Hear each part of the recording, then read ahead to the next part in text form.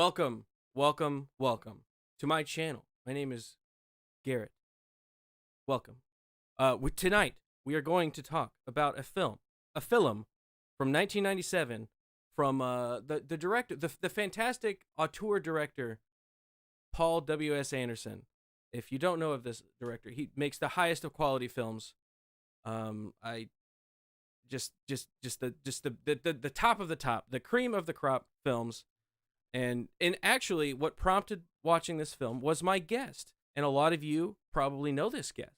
I am a fan of this guest. I watched him for years, and I am excited to finally have him on the channel. His name is Nick Rekieta. What is up, my friend? Hey, buddy. Thanks for having me on the show. What's up, dude? Thanks for taking the time and coming to the channel and watching a great movie. I had a lot of fun with it, and finally get to bring you on the channel. Yes, and I apologize for any koofing that I may do. I'm a recovering koofaholic. That's right, yeah. And but yeah, I was really excited. I saw you put out the tweet. You're like, who should I have on the channel to talk movies? I'm like, me. Let me talk movies. You've been on my mental Rolodex, so you were already on that list. Good. I love movies. I don't know how many people know, but I wanted to write them. That was why I went to college in the first place. I was like, I'll write movies and books. That'll be great. And then I realized that wasn't going to happen. Because it's really hard. Okay. Law. It's really I'll go into law. Difficult. Yeah. It's really difficult, and I live in Minnesota, and I have no interest in going and working as a barista in LA, trying to shill my stupid screenplay to every producer who walks through the door. That struggle, because I did too. I really wanted to write movies and stuff and make movies, but seeing the struggle that you have to go through to make movies is just that sounds like a nightmare to me. Right, there's all the diddling and the Weinstein. Yeah, all that goes stuff. on. I'm not down with all that. So no. I was like, I'm not doing that. My bodily integrity is more valuable than your screenplay. It's an exit only. An exit only.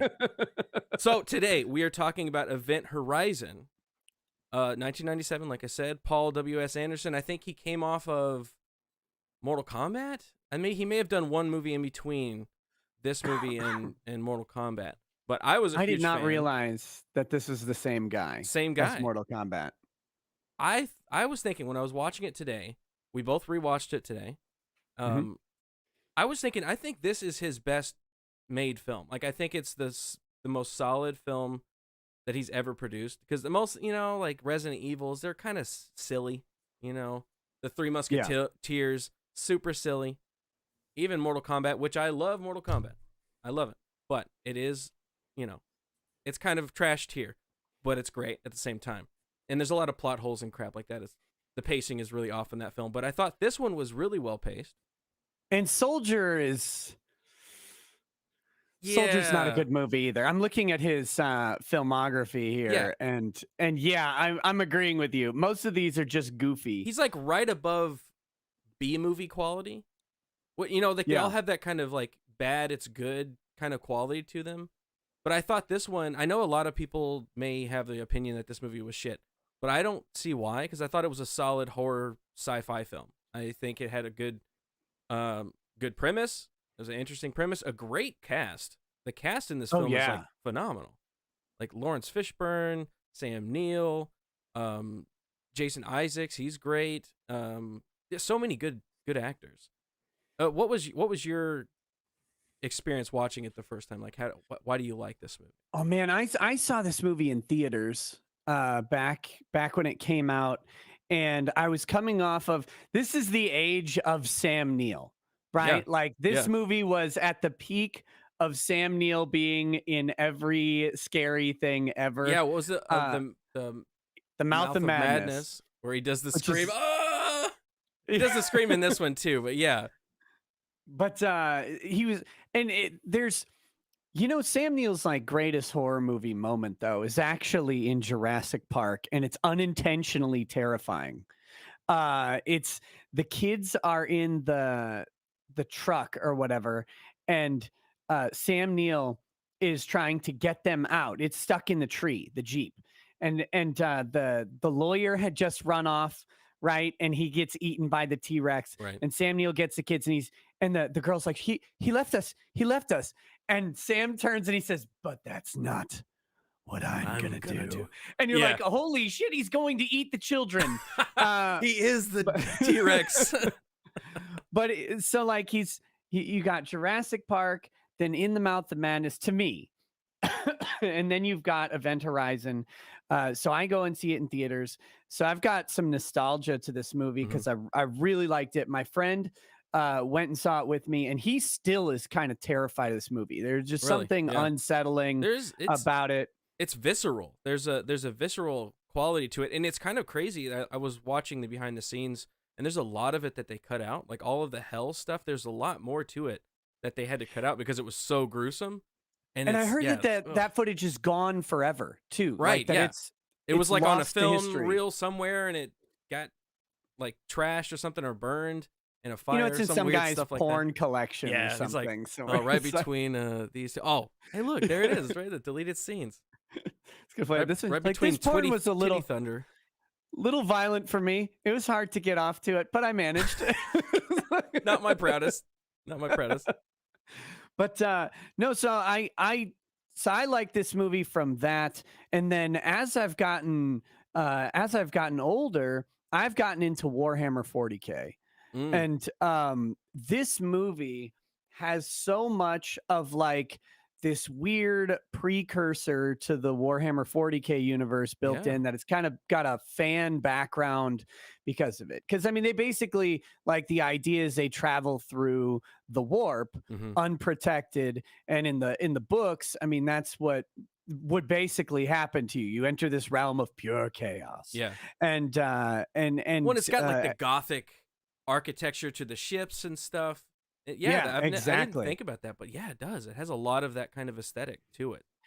Right, and it's actually like an unofficial part of a very unofficial trilogy. This is the capstone movie for it, but it's The Thing, and then Prince of Darkness, which is another great horror movie. I need to watch that. I was just watching a video where they were talking about that and like kind of this trilogy. Yeah, and yeah, I need to watch that movie. I've not watched it. I need to. And so, like, as building all that together, I mean, I saw Prince of Darkness. We had it on VHS when I was a kid. And so I, probably watched that in 88 or 89 as a little tyke and The was perfect terrified. age. Yeah. My parents had a very weird movie policy. They're like, I had cable, including HBO and Showtime in my room when I was like 6 or 7 years old. And like, that'll be fine. That'll be fine. And the policy on rated R movies for me as a kid was basically like, are there tits in it and how many? Other than that, it was like, well, it's just Dolph Lundgren killing infinite amounts of people. This is fine. It's desensitizing after a while. It doesn't even mean anything. Right. So like building all that into this movie, it holds a special place in my heart because I loved it when I saw it. It has all the hallmarks of sci-fi horror that are great.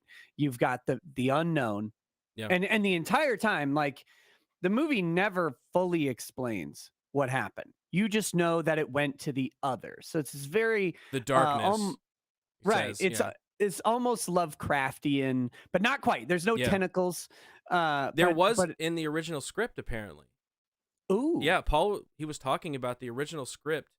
It was supposed to have these like tentacle monsters, and the ship was going to go. So the same kind of premise where the ship has like a black hole and it goes to another dimension, comes back. But this was going to be where they go to another dimension and they go to this like creature planet. So these aliens end up like inhabiting the ship, and then it comes back to our dimension. So Paul took that out and he was like, I want to kind of go with more of this like Catholicism, hellscape kind of thing. And yeah, I think it was the right choice. He even said it. He was like, there's one alien space movie and it's Alien, and he didn't want to make that again.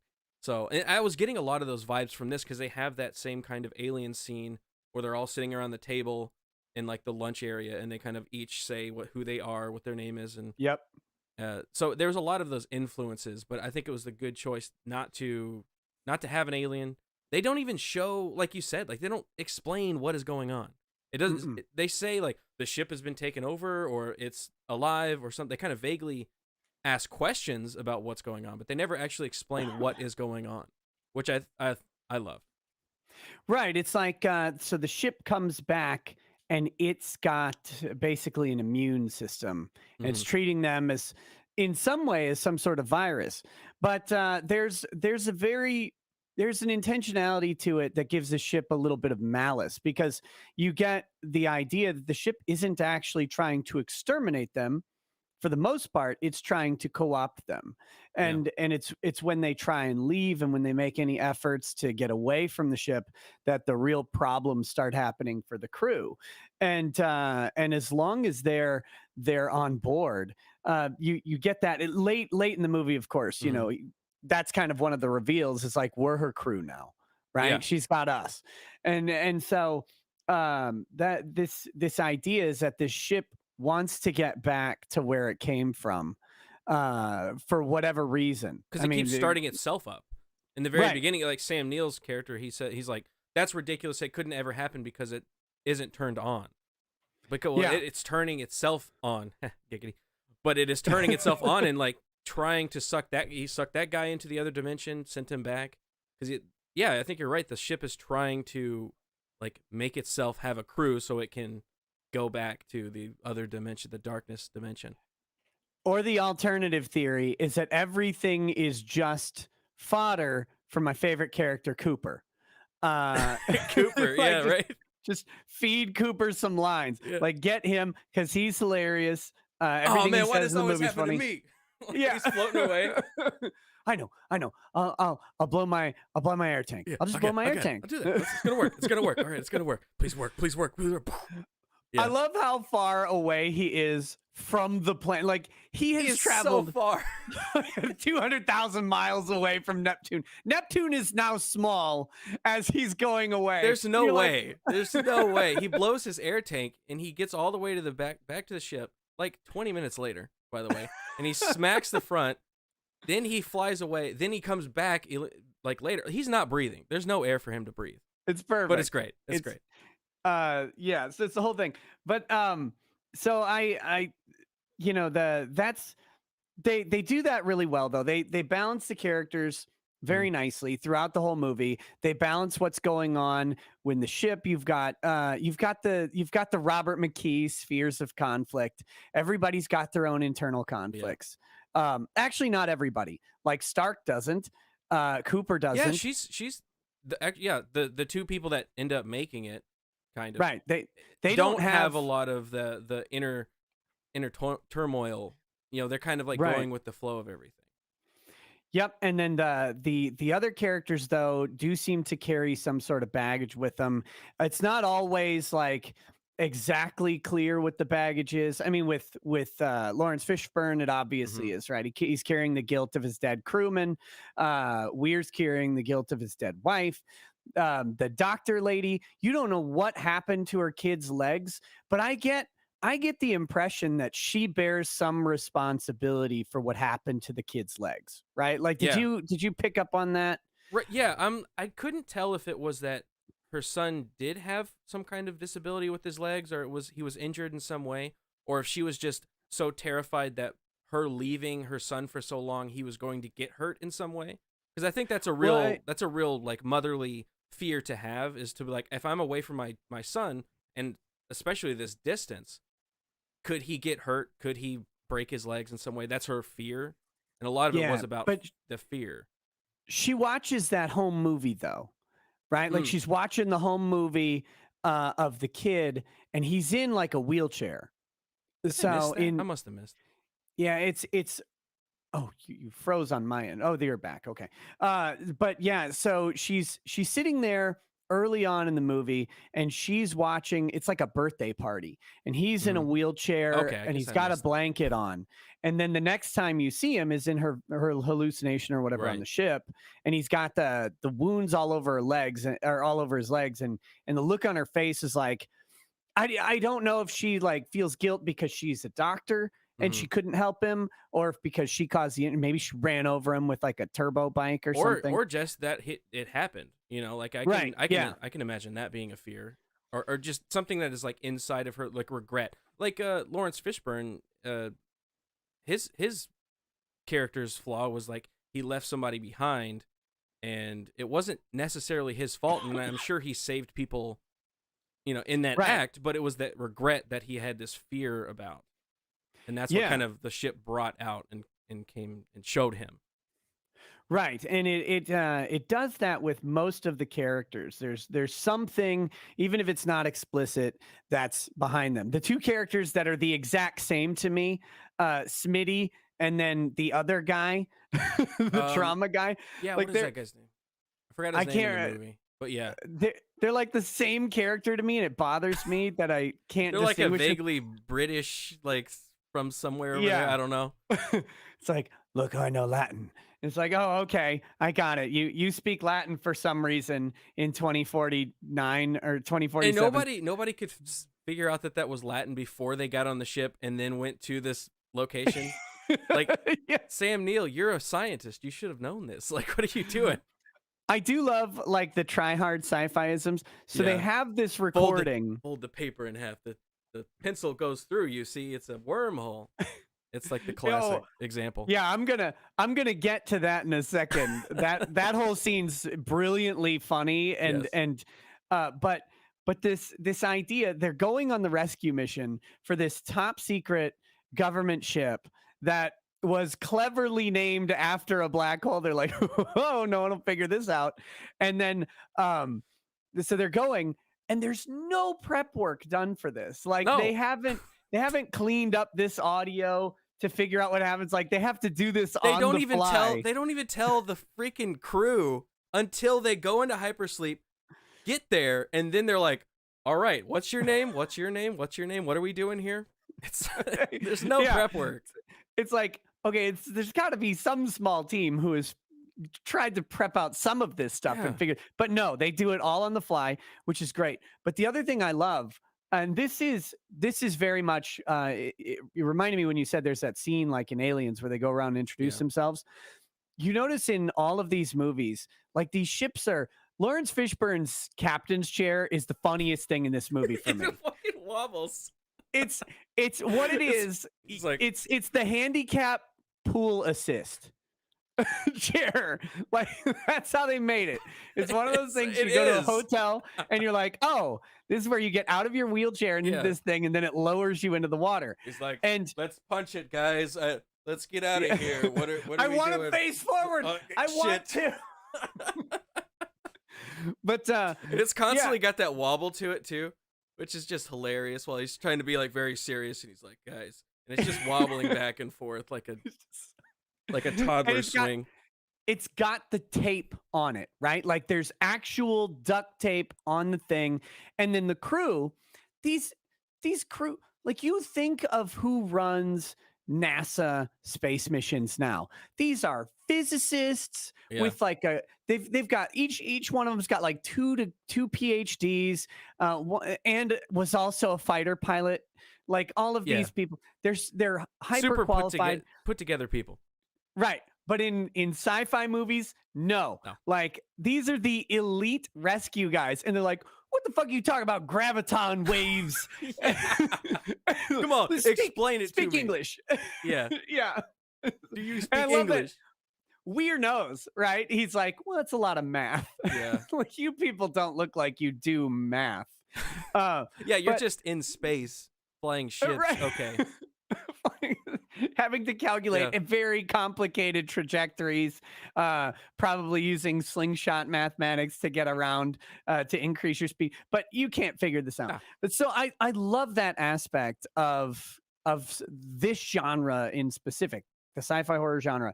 Everybody is rough and tumble and dumb. They're like the everyman. You know, you can relate to them more.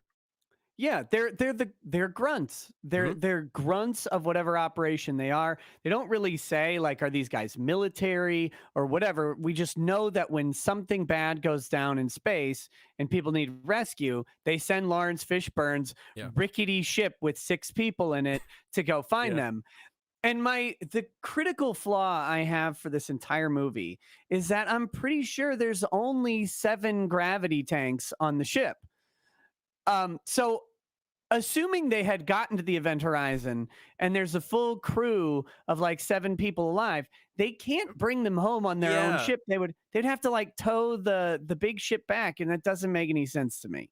that's true. So I'd have not thought of that. Like, there's no stasis tanks for any recovered like crew members. There's nothing. nope. You got to leave a man behind. It's They're a like, trade program. I'm never I leaving guess. another man behind, except every crew member that we may find on this ship. Yeah, it's like, I mean, the easy explanation is like there's a sub deck or Yeah, something that they something just you never haven't seen. showed. But it just struck me. I was like, come on. What? Where are you gonna put all these people? Their bones will liquefy. You told me very specifically that their bones will liquefy, and then you showed me liquefied bones later. Well, I'm gonna get to a few super chats because I do have the Yeah. super chats here. We're gonna read those real quick. Get you guys in the conversation. So Yes. let me find and make sure that I'm reading the right ones. Here we go. I am On the pro 13. super chat. Oh no, message deleted. Sectus Gaming for 1569. Oh, hold on. That gets a yeah. But message deleted. You just message me or something. I don't know. I gotta read that. Thanks, man. I appreciate it. Mike Joseph for $2. The ship design was based on the Notre Dame Cathedral. Yeah, that is correct. Paul Anderson said that, and he kind of wanted that the long hallway, and then the two, instead of the, you know how like Notre Dame has those two not clock towers, but bell The tower. bell towers. Yeah. He had them put horizontally, so it's basically the layout of that cathedral, which is kind of a cool aspect. Let me see. I get those 2 soups, and that was it so far. Something I thought was really cool when we were kind of talking about all the crew members in that scene where they're discussing, you can kind of see what I thought is a really cool touch, and a lot of these stupid freaking sci-fi movies don't do, the more low rent ones, is each character had their own stuff related to them that they don't even talk about. Like there's the necklace that Lawrence Fishburne has. There's the doctor, Jason Isaacs. He had a chest wound, like a scar down his chest, because he was talking about it. And I was wondering when I was watching the movie, and he said that even though they don't say anything, they all each got to come up with like their own little backstory and have their own, like, you know, their pieces that kind of made their characters them. And his was that he had a surgery when he was a child, and he always feared that surgery, and it was like it was gonna kill him in some way. So that he never got one of those like flashback or fear scenes.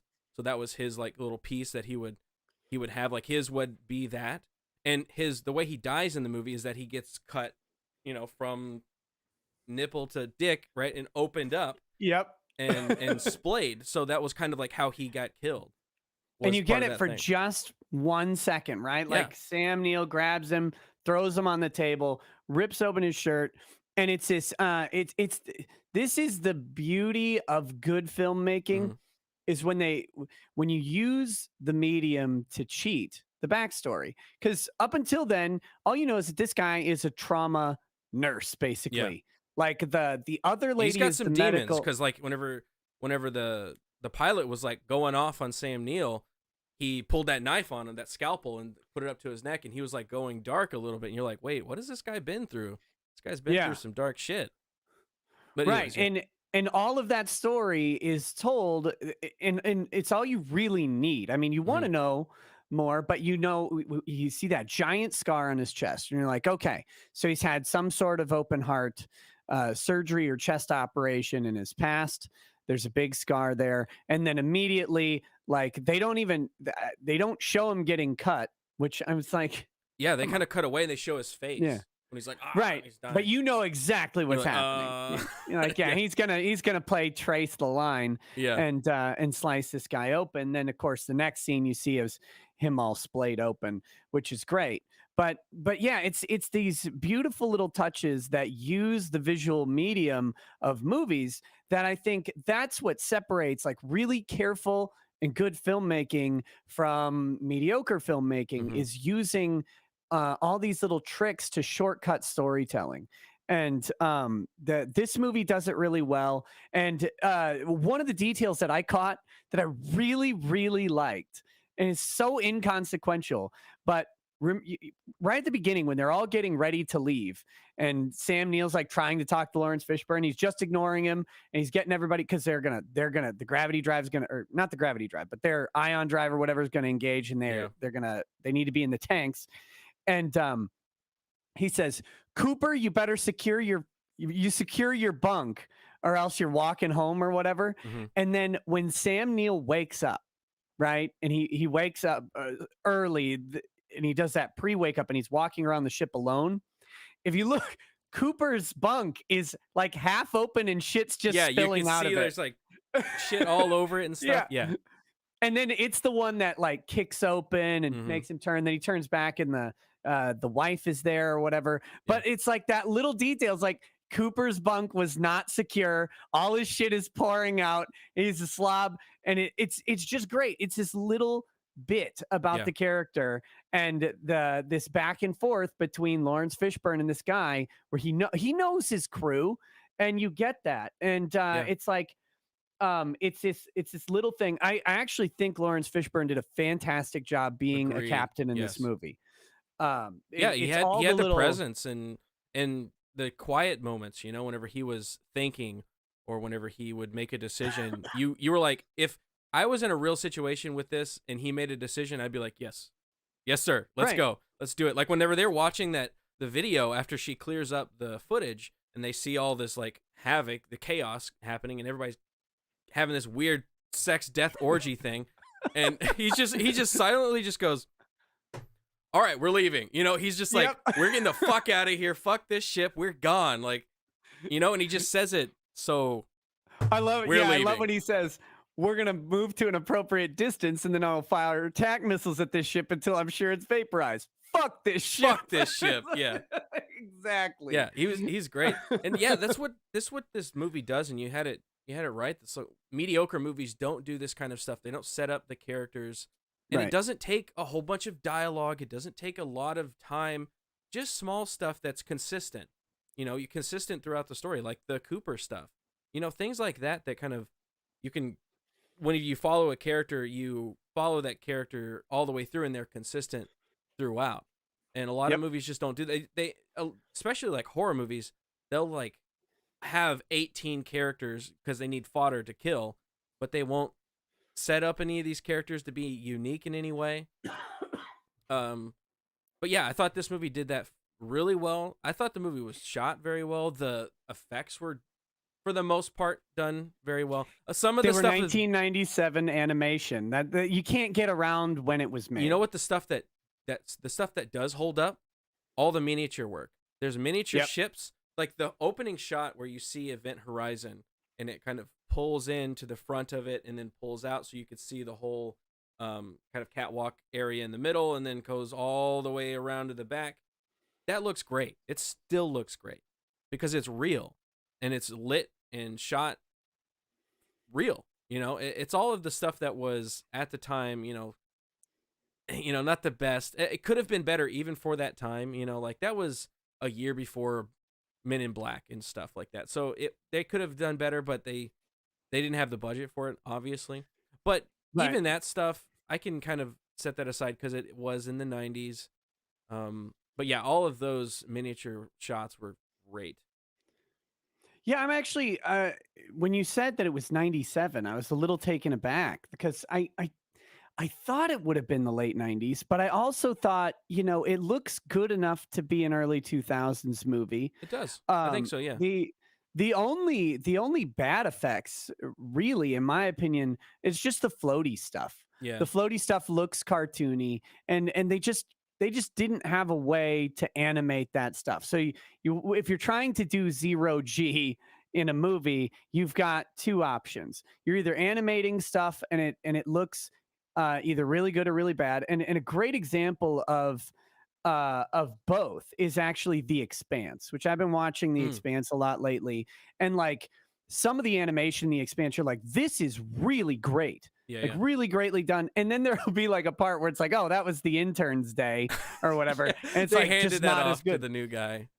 But in '97, there was not the capability to animate it. So Yeah. if you wanted to do like really good zero G, you had to do what Apollo 13 did and literally do Actually the going vomit comet scene. yes, Yeah, and most movies can't. You can't do that. they don't have the budget It's for it that. Yeah.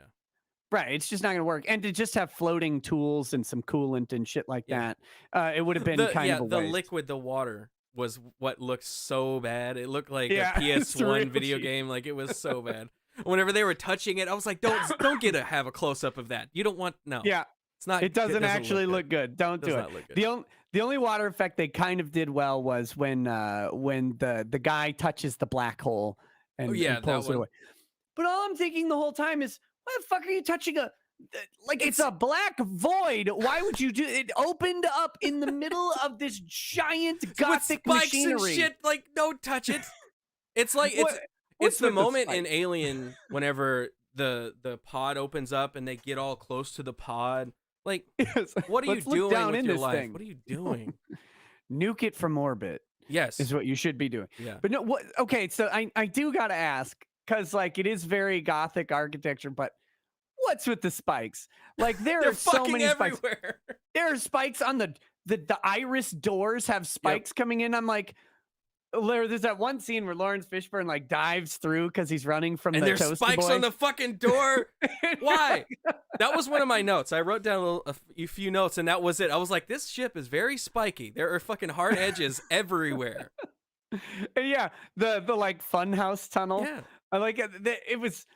I get it, right? Like they're trying to make this thing ominous and terrifying. It's like it looks like a meat grinder. Yeah. And it's like, yeah, it kind of does.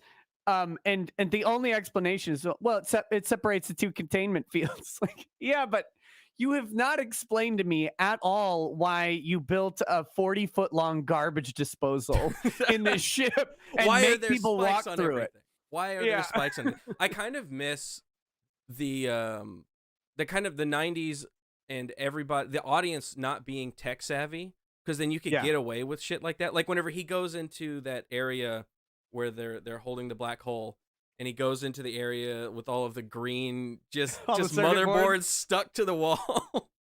Like that passed as like, ooh, computer components. There's just stuck to the wall. Oh, Like, I love the concept, right? So this guy's, Sam Neill is very, very skilled because he built the gravity drive. right, he knows. It's like, okay, I'll take it. So you're the theoretical physicist that came up with this gravity drive and how it would work and did all the math. But at the same time, when this random electrical panel is shorting out in a sea of electrical panels, he's like, I'm just going to go crawl in here with my little tools, find the one microchip. That's right there. It's like, oh my God, how much does this guy know? Like you would have, there's no one on this earth, I think, who could do that on a 747. And this thing is way more complicated than a 747. No, he doesn't even question it. He's like, I know exactly where it is. He goes in, it's like a literal maze of just motherboard circuitry on the walls. And he's like, right there, that's the one. It's smoking a little bit. Got it. Click, click. Yep. Look, I'll just touch this, pull a little chip up. I bypassed the compressor. That's what he did. Yeah. Yeah. So it was, it's a great thing. And again, I hate to keep going back to The Expanse because, but it's just on my mind. In the first season of The Expanse, right? And they get the ship and they got to rename the transponders and they name it the Rocinante or whatever. And then later, and it's this very dramatic scene. They're like, oh, if we do this wrong, what you got there? Some Knob Creek? Some Knob Creek. I'm not a huge fan of the Knob Creek. It's a little too spicy for me. But okay. I'll drink some of this. I've got to finish it. Willet straight rye, which is I like Willet. This one's a little sour for me. Yeah. I do like the sweeter, and I'm not really even a sweet kind of guy. I don't like the sweet taste. Right. But I do like the sweeter whiskeys. Yeah, this one's got a little, this is the rye. It's got a little sourness to it. I got it because the bourbon comes highly recommended from Dan Fraga. Really? But I was not able to find any of the Willet bourbon. So I got the rye, and I've had better rye. It's not bad, Yeah. but cheers. Cheers. Cheers, sir. Um, but I love in the Expanse they're gonna change the transponder or whatever. And it's Mhm. like, if we do this wrong, it'll blow up the ship. And it's like, well, Jesus, that seems a little Why dire. would the transponder blow up the Yeah. ship? Good lord. And then like later, like a couple seasons later, they're like, oh, we got to change the transponder codes and rename the ship again. They're like, oh, and the girl's just like, oh, yeah, and she's got the like circuit board floating around like it's nothing. And I'm like, wait a minute, how are you good at this Like now? that You've was done so it serious once. the first time around, and now it's like, oh, we got it fixed. No problem. And that's how I felt about Sam Neill walking around fixing this thing. It's like, this is a prototype theoretical device that you made in the hopes that it would work under top secret orders, and it's so complicated that you literally built a corridor whose only function is to separate these two sections of the ship should Yeah. things go wrong, and you're just like casually pulling out circuits like it's nothing, and I'm like, it seems important to me. Yeah. It seems like Something there should be some care here, but no. And of course, there's nobody in the ship who has any technical know-how No. of any kind. They can rivet a bunch of sheet metal to the outside of a ship and repair a That's how they giant fix it. rent in the hull, but none of them No. like, they're like, circuit boards, what are these things? I've never heard of one. I It's don't know what this is. 2047. Circuits. What is this? Computerism? Yeah. But I did laugh really hard at the beginning, right? Because you notice, right, it's such a product of where we're supposed to be right now. If it weren't for Obama, is said 2015, 2015, the first moon colony is Yeah. established. I was like, wish. Yeah, not even close. And again, I trace it all back to 2008, the start of all of Damn our it. the downfall of Thanks, the future. Obama. One of my another thing about, since we're talking about the black hole room, my favorite thing is that the room that kind of pops up after the, like, halfway through the movie, where the chick comes through, the doctor lady, she comes in and she's being led by her son, her ghost son. Yeah. And he goes down this hallway that all of a sudden exists. Like, that Right. hallway never existed before. Then she goes up this ladder and goes over and then falls down the hole with just spikes. There's no reason for these spikes. And she's like banging off the freaking spikes on the way down. Yeah, she Like, does they're that there Titanic fall. purely so she could smack off of them and fall down. Wait, Amazing. you don't put sharp diamond plate protrusions Yeah. on a mysterious cylindrical shaft that Yeah. seems to serve no purpose other than to murder whoever might fall down it.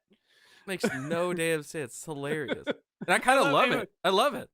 Oh yeah, when she lands, like the explosion upwards of blood. But the thing that gets me, and it's I can't decide if I liked it or not, but when Sam Neill comes in and sees her dead, right? And I'm conflicted on what his reaction is supposed to be, because Mhm. he's like, oh no, like he Yeah. feels bad that she's dead, but it's like he's already transitioned into this horrific monster. I had the same thought. And so I can't figure out if it's like him holding on to his last vestiges of humanity, or if he's co-opted by the ship to the point where he's like, no, this is supposed to be the crew, right? Like I'm not sure. Oh. I'm not sure what that is. Yeah, I had the same thing, because I was like, at this point, he seems to be already gone, right? Yeah. And he sees her dead body and he looks concerned. And I was like, why are you concerned It's right now? right after he says, I'm already home, and backs into the Yes. darkness. Like it's the next scene. Yeah. It's like, did they The just next time Pulp you see Fiction him. this wrong? Yeah. Yeah. So it's a really weird setup there that I'm still confused about, because like I can't decide if it is his like vestiges of humanity that he's struggling with, or if it's like maybe it's tied into the guilt over his wife, which I do think there's two reasons they did this really well. One, they put obligatory breasts in a movie, and you have to do that in a horror movie. It's a horror film. You have to do it. Yep, and they did it. They're not like the greatest pair on the planet or anything, but they're passable, they're serviceable, they're there, They and do their job. They do their right, job. right. And so they do that. They have the obligatory nudity in the movie, and also like they tell the story of his wife the over the course of this movie, and they do it in such a way that again, it's that perfect level of cheating. We need to know that she offed herself. We Mhm. find that out eventually. We need to know that he feels a colossal amount of guilt over it. As a husband or lover should, right? Like Yeah. but you don't actually know why she did it. You just have his perspective on why she did it. And that Yeah. I think is this really great thing. And for some reason, she doesn't have eyes. Like, and Yeah. that Doesn't part is not explained in any way throughout I the think movie. you hit the nail on the head there. It's like a lot of it is not explained. Like we were talking about the characters. Things about the characters aren't explained. They don't talk about them, but they're there for you to kind of pick up. You pick up these threads. And like you said, like you don't know why she killed herself, but then you kind of infer, is it he feels guilty about it, so was it that he was gone a lot and she was depressed and he didn't, like you start kind of putting those things in that it isn't there, but in a good way. There's movies that do that where they leave shit out that it's like you should explain that. You should have those things explained. I shouldn't be coming up with headcanon to fix your shit. And then there's stuff like this where it doesn't need to be explained, just the fact that she killed herself, that was the point that needs to be explained, and how it affects the character. You don't need to know Yeah. why. You don't need to know that stuff, but you can kind of infer and maybe have your own headcanon for that kind of stuff. You know, there's a great movie that does this really well also. And it's actually that's the first movie that I noticed this type of storytelling that they use to truncate and because in a book I'll just write 200 words on it and it's Yeah. fine, but in a movie you write your words through some sort of trick, and it's Escape from New York. Mm. Or Escape from LA. I can't remember They're which both one it great. was. They're both great. Yeah, they're both great. Escape from LA is way cheesier in its own way, but there's a there's a passing mention from they're talking to Snake, and it's a reference to an event that occurred at some point, and they're like, "Oh, you made it out of Baltimore or whatever," and it's this little And you throwaway go, line. what was that?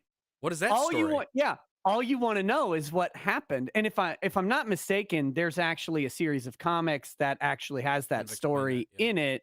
But if you've never heard of the comics or whatever, it's this neat little detail where something went down that was bad. Snake Plissken's the only guy who got out of it, but he's somehow kind of blamed for what happened. Yeah. And that's what's going on all throughout Event Horizon. And Yeah. I love that aspect of storytelling because it does what you were talking about earlier. It breathes a level of life into these characters that is internally consistent, which Mhm. is that's the most important thing. If you're writing characters, if you're writing story and you're making movies, is to have internally consistent characters who act consistent with their Yeah. with that behavior. And that's what this movie does really well, and it does it through these just little moments and little things. And with Sam Neill and Lawrence Fishburne, it's the guilt over these two catastrophic losses, and it's really like the story in a lot of ways is the difference in how we process guilt and how we deal with it, right? Lawrence Fishburne has moved on in some way from the loss of this guy. He doesn't justify it. He doesn't rationalize it. He's vowed to never have it happen again. But there's that scene where he's describing the death, and it's like this. It's a very religious moment for him, right? Yeah, He's like, when "Have you ever?" he's explaining, have you ever seen fire in 0G? It's beautiful. It comes in Right. waves and stuff. Yeah, that's a So tragic scene, and it's this tragic scene that is like the gravitas of Lawrence Fishburne and the acting. Both Jason Isaacs and Lawrence Fishburne in that scene. Whenever he says Isaacs, he says like, "I've known you for a long time, and you've never told me that. I never knew that." And he's like, "Yeah, Right. I've never told anybody that." You know, It's like, all well, that someone inside of a knows. Paul W.S. Anderson movie. You know, like Yeah. this is his best film by by by far. again looking at it, I think so his director credits, there's 18 of them. He's got Shopping, Mortal Kombat behind the scenes, Event Horizon, and then he follows this up with the Kurt Russell epic of Soldier, which is one of the most like it's a guilty pleasure. I Yeah, know for some people sure. like it, but I skipped school to go see Soldier in theaters. And my buddies and I, we skipped school, we went and we're watching this movie, and I'm calling it out like before it happened. This is the most predictable, formulaic nonsense Yeah. ever. And people can like it. I like it in its own way, but it's not a good movie. Right. And then he's got The Sight, which is a TV movie. Then he goes to Resident Evil, and now he's like in full camp. He's full Paul W.S. Anderson all the way down for the next like 20 years. It's yeah, Alien versus Predator, Death Race, one of the many remakes of Death Race, back to Resident Evil Afterlife, the Three Musketeer movies from 2011, which I don't know why anybody even tries to make a Three Musketeer movie after the one with Charlie Sheen and Oliver Platt. It's which is one of the best movies. But everything he does after that is just garbage. It's all garbage camp. Like, yeah. Monster Hunter, the Monster Hunter. Yeah, movie. he did that. He does all the Mila Jovovich movies because I think they're married or something like that. Oh, is that what? I believe so. That's why is? The only thing that she could do is like the only movies that he can make and the only movies that she can be in are they're each other's movies. They're like, oh, I've got Mila Jovovich. Okay, let's make the movie. But then there's this movie which is just loaded up with like subtlety and good storytelling, great vision, great direction going on. That's another thing that can't be undersold.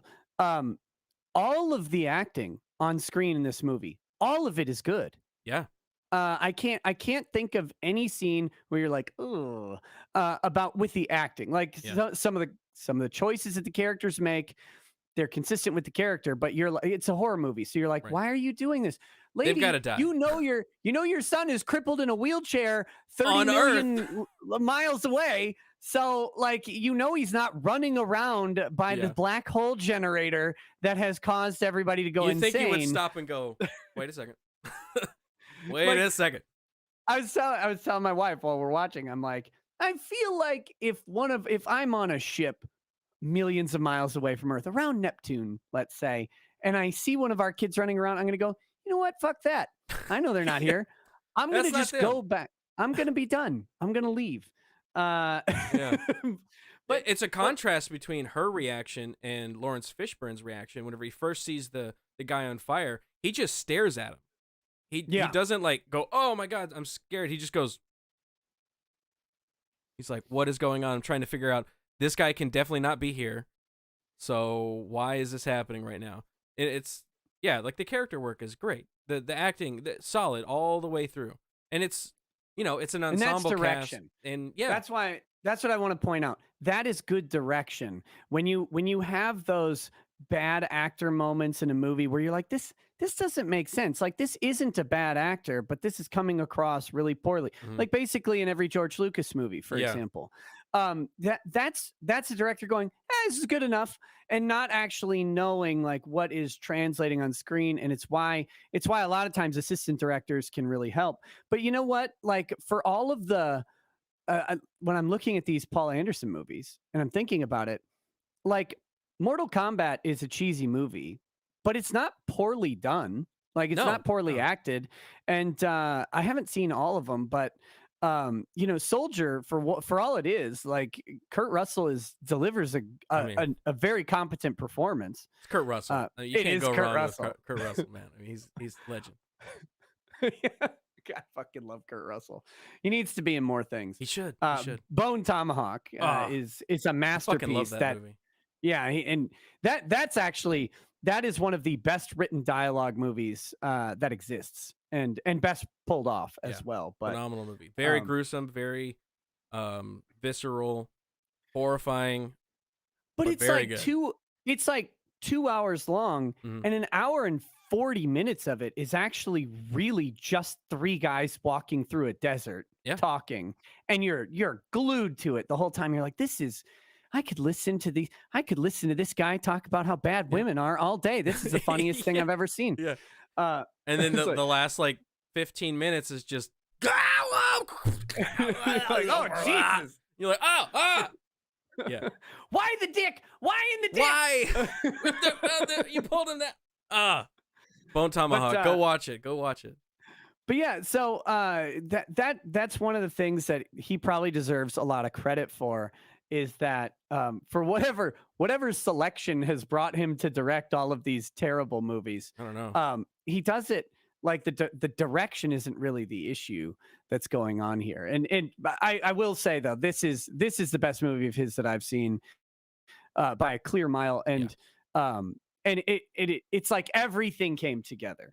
All of the acting is good. All of the little details that set Care is design, the visual effects, like the physical visual effects, the acting, the directing, the story, the pacing. I thought it was all just hitting it out of the park every time. I thought it was great. And I don't get the hate, because a lot of people seem to hate this movie. I don't get it. They're like, really, oh, I hate it. I don't get it. The only people I've run into that don't like it were genuinely afraid of it. And which I don't understand, because I haven't been afraid of a movie since I was like, I don't know, 5 years old, watching the original Haunting. And now I go back and watch the original Haunting. I'm like, why was I scared of this? I think yeah.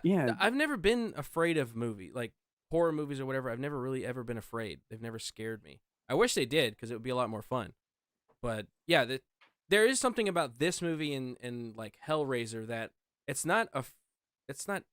I'm not afraid, but it's like horrifying. It's different. It's not like, oh, like the jump scares in this movie, weak. I don't like them. I don't like the jump scare. They're dumb. It's like a hand touches him on the side and he's like, "Ugh," and it's just a glove. Stupid. That stuff's dumb. But then the later on horror stuff is better. Yeah, he's like, "What the fuck?" Yeah. Oh, fuck that. Because that's how you'd feel. Yeah. Like, and he's, I do, because it's a little crack, right? He's dad. He's full dad he's got mode. The facade of like, I'm a leader. I am going to make decisions. And then every once in a while. Right. And that happens. And everybody on the ship's like, what's going on? It's this neat little moment, because it's like, they're like, oh shit, something must really be bad if the captain is rattled by this. Out, yeah. Yeah. And that would rattle you. There's a hand there. But yeah, you're right though. The jump scares aren't what this is about. And this is a critical aspect of the horror genre that has been just trampled all over. Especially in the past decade, really. Probably 2 decades. But it's that horror is not supposed to make you go, huh. It's not supposed to startle you. Yeah. That's a startle genre. That's thrillers. That's not what it's for. Horror should make you introspectively recoil against what is happening. And this movie, like with the flashes, I'm glad we didn't get any more of the hell stuff, because like, fuck, those things are so gross and like horrifying. Like there's one in the behind the scenes, you can actually like, they show you shots of it, not footage because it's lost, right? But like there's a man, it's it's all fake, right? But it's like one of those spikes in the black hole room.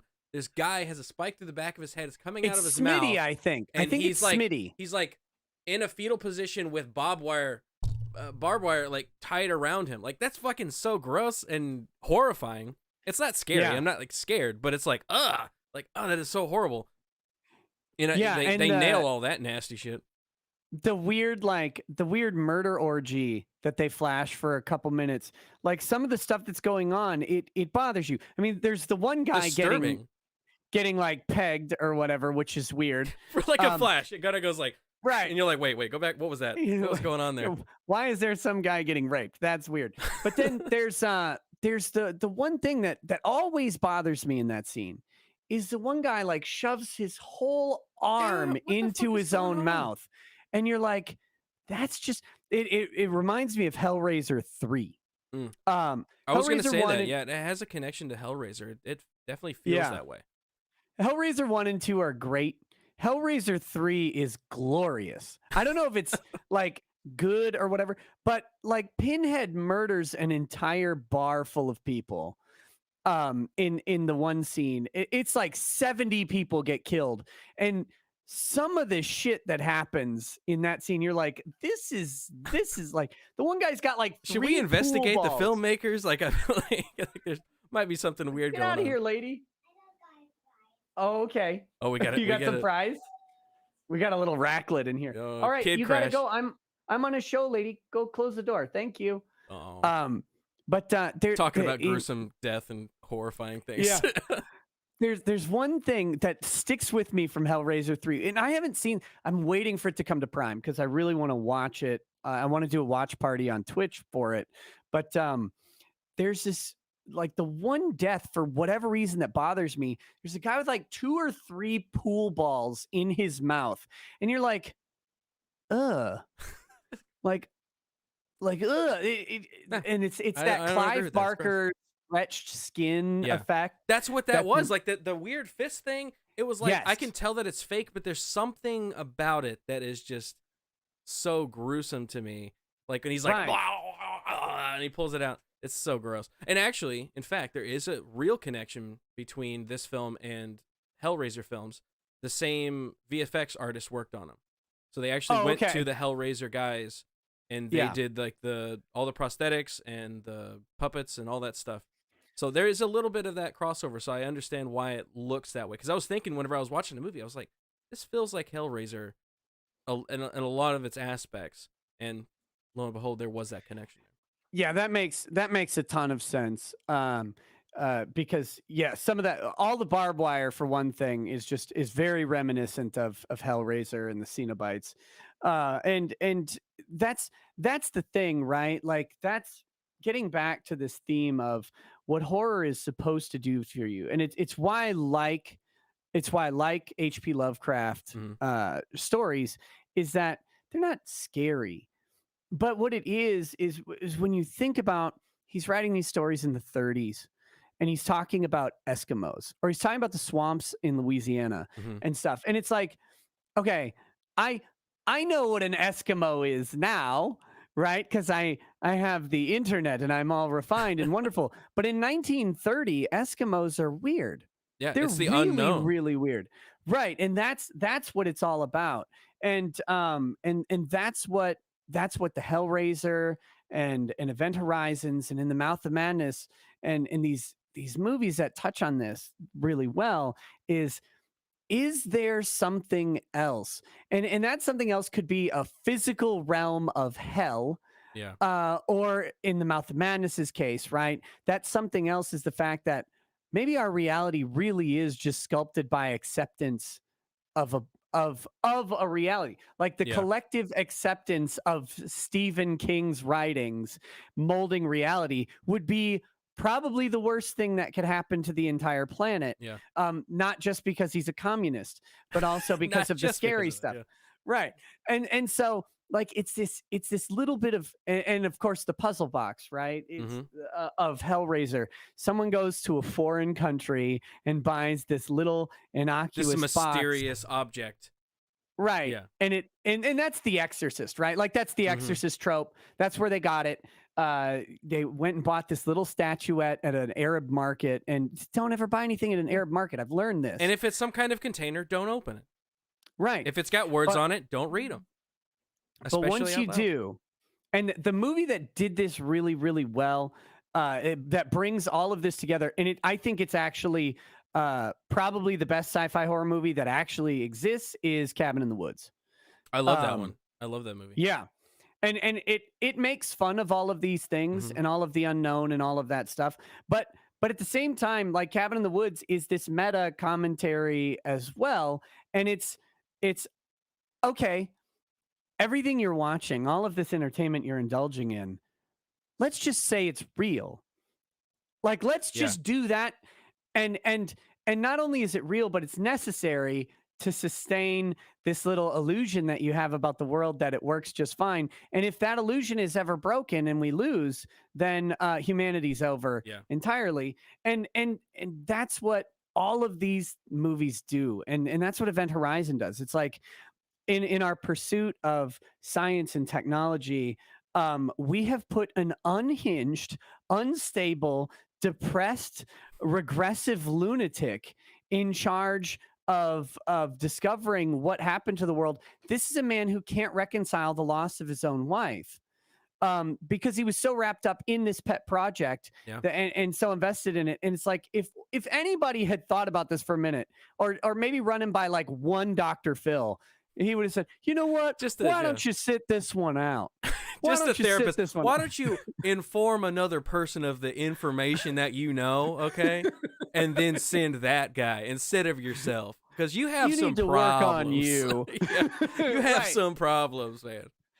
And that's what that's at the end of the day this is about. And like I say, it's going back to the conflict between Weir and Fishburne, and they're two different ways of coping with their loss and regret.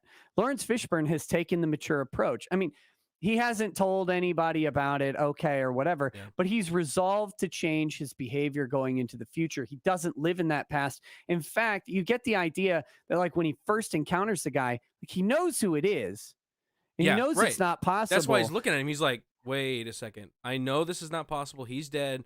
What is going on? And he's trying to, like, figure out what's going on. And you could see it, like, because Lawrence Fishburne is such a good actor. You could see it on his face that he's, like, trying to figure out what is happening. He's being dragged back to his past regret, whereas Sam Neill is living in it the entire movie. Yeah. And that's the real horror aspect of this, is like, how are you dealing with this? And here's what the practical effect of it is.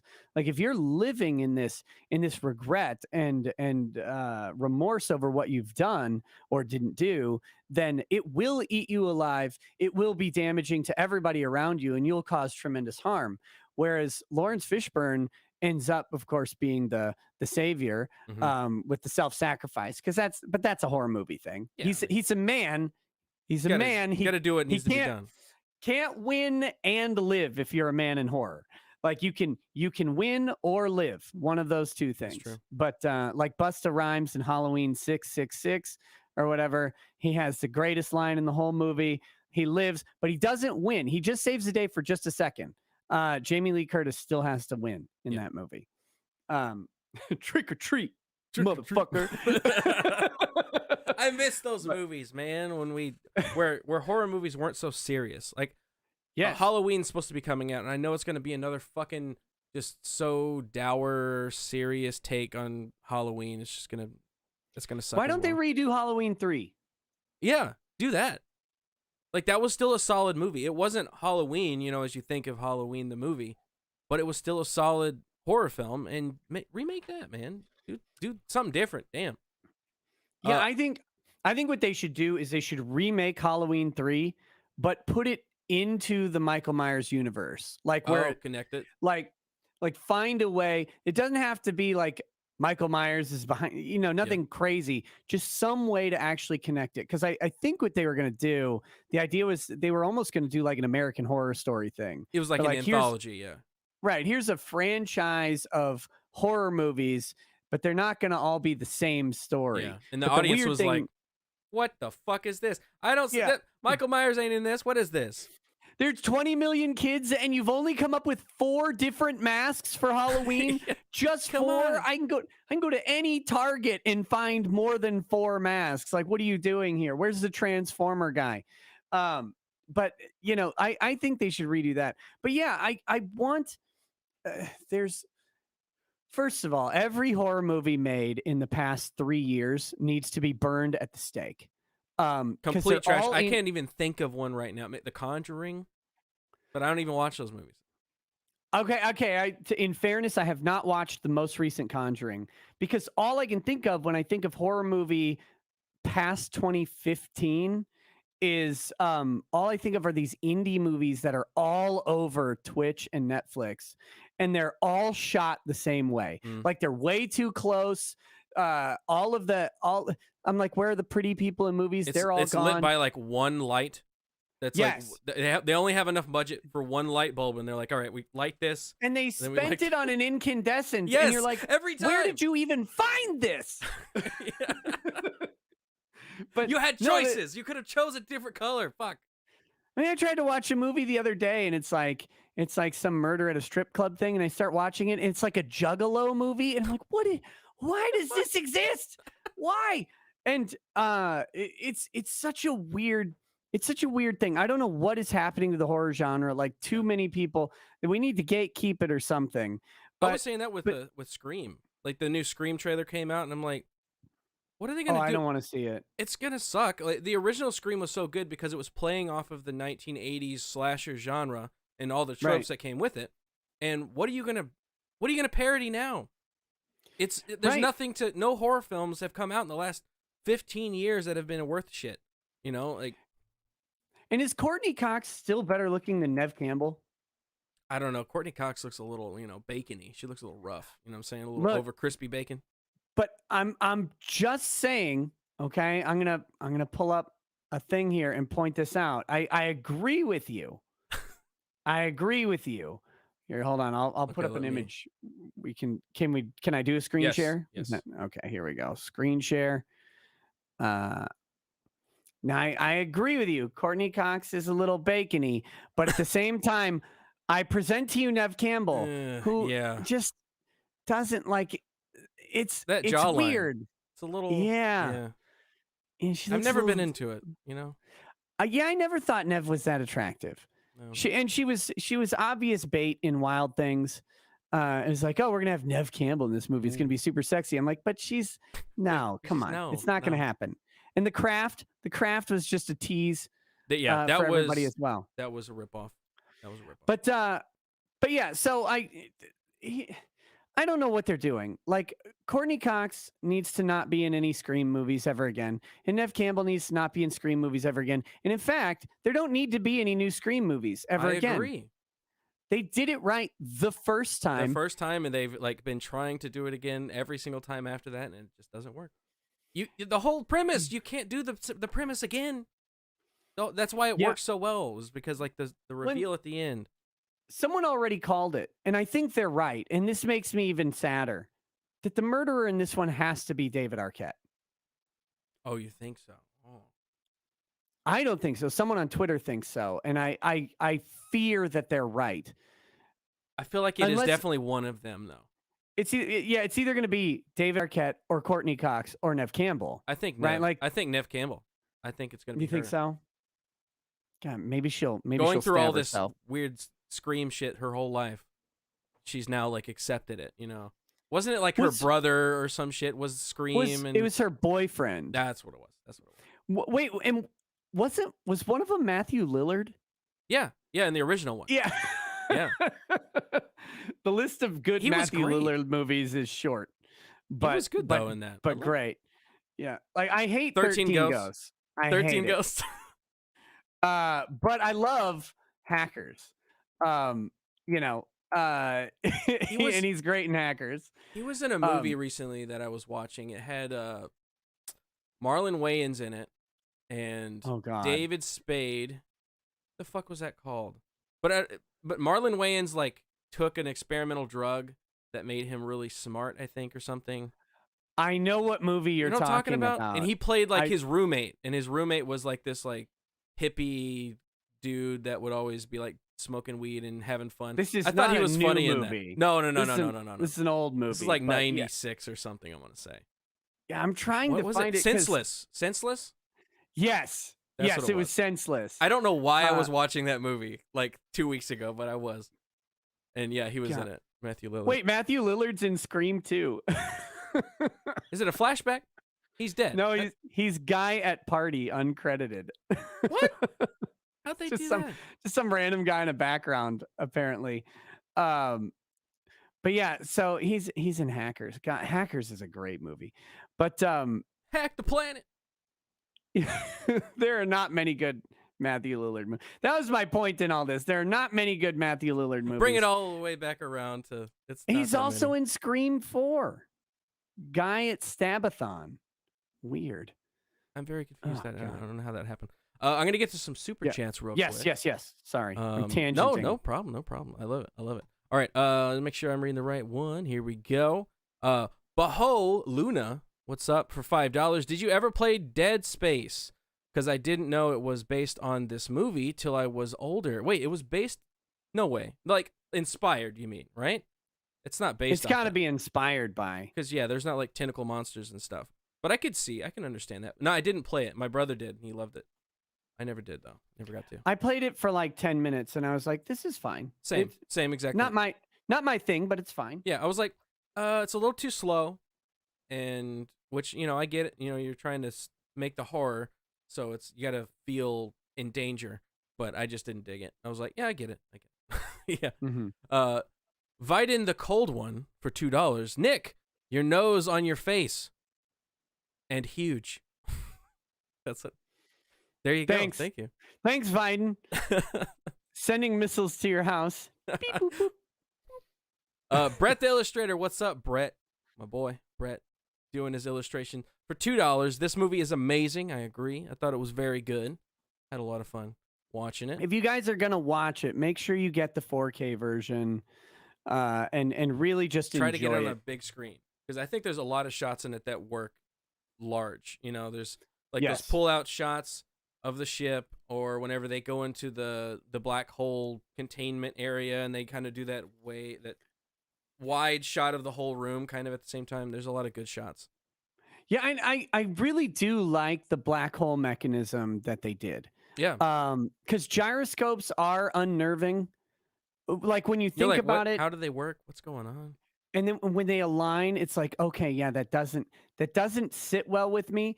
And they're the one thing I really like about it, and this is subtle, because the rings almost align a lot of times. Mhm. But there's one top-down shot that they do where you see that when the rings fully align, the thing opens up, Yeah. right? It stops.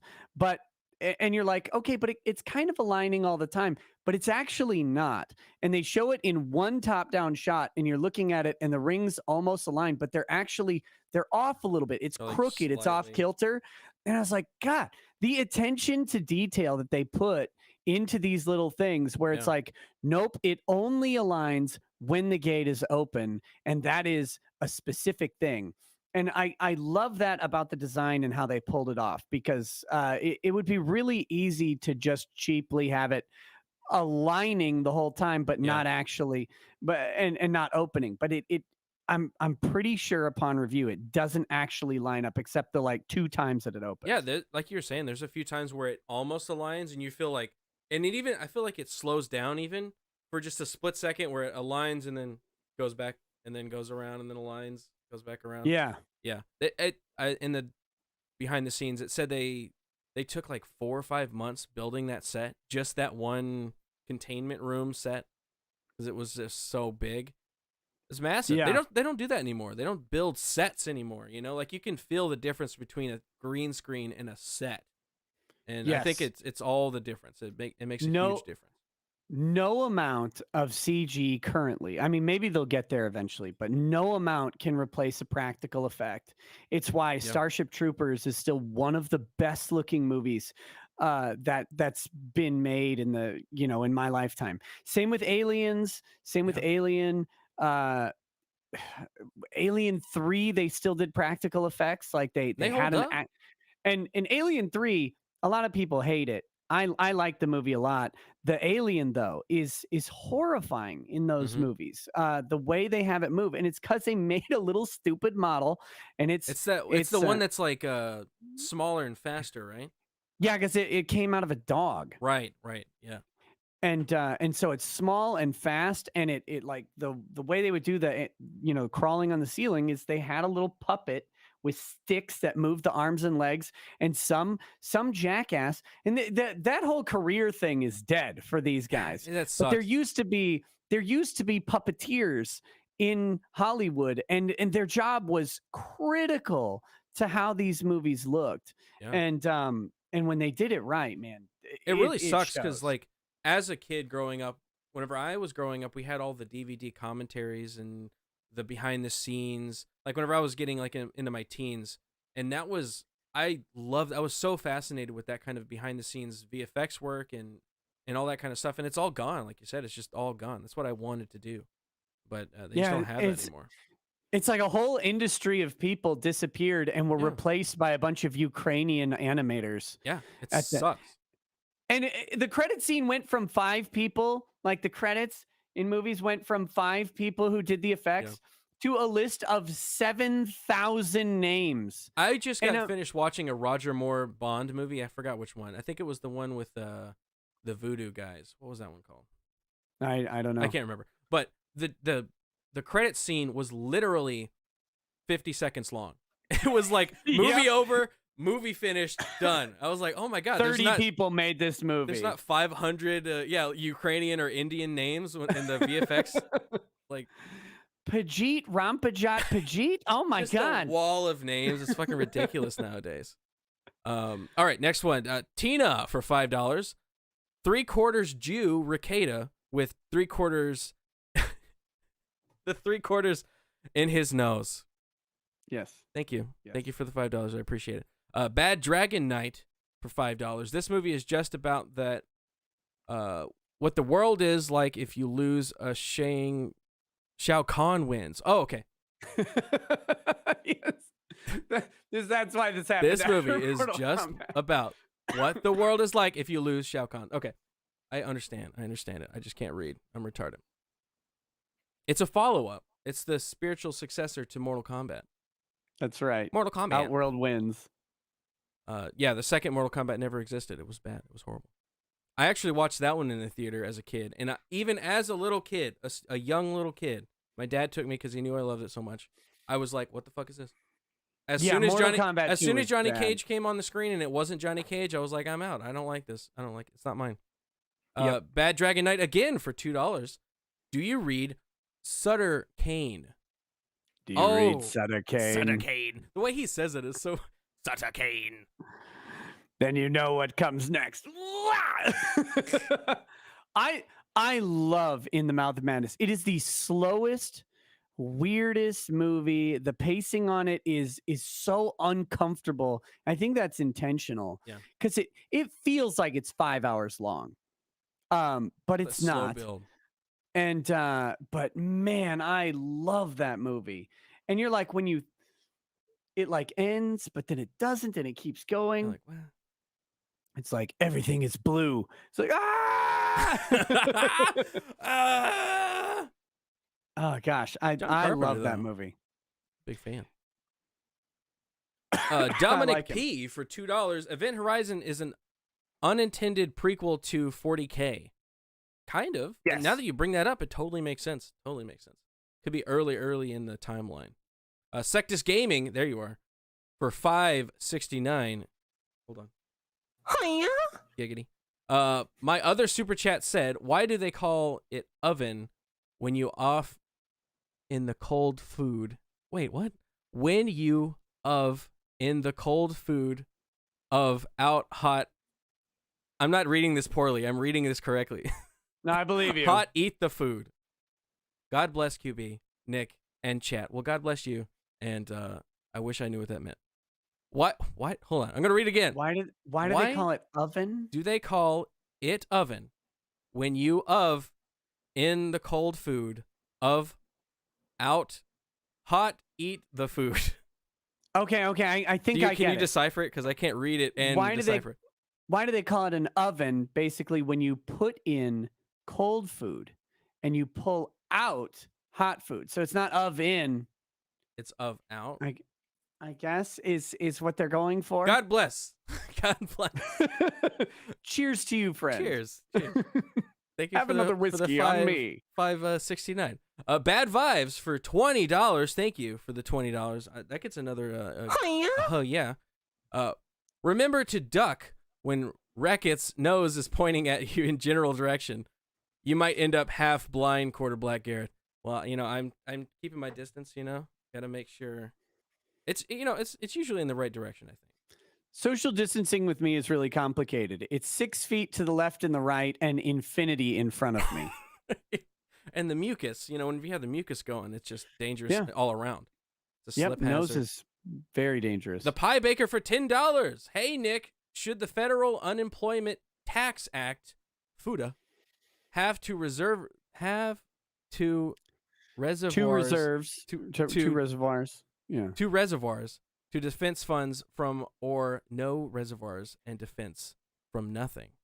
I mean, I think that's a question for you. So, should the Federal Unemployment Tax Act have 2 reservoirs, or should it not have any reservoir at all?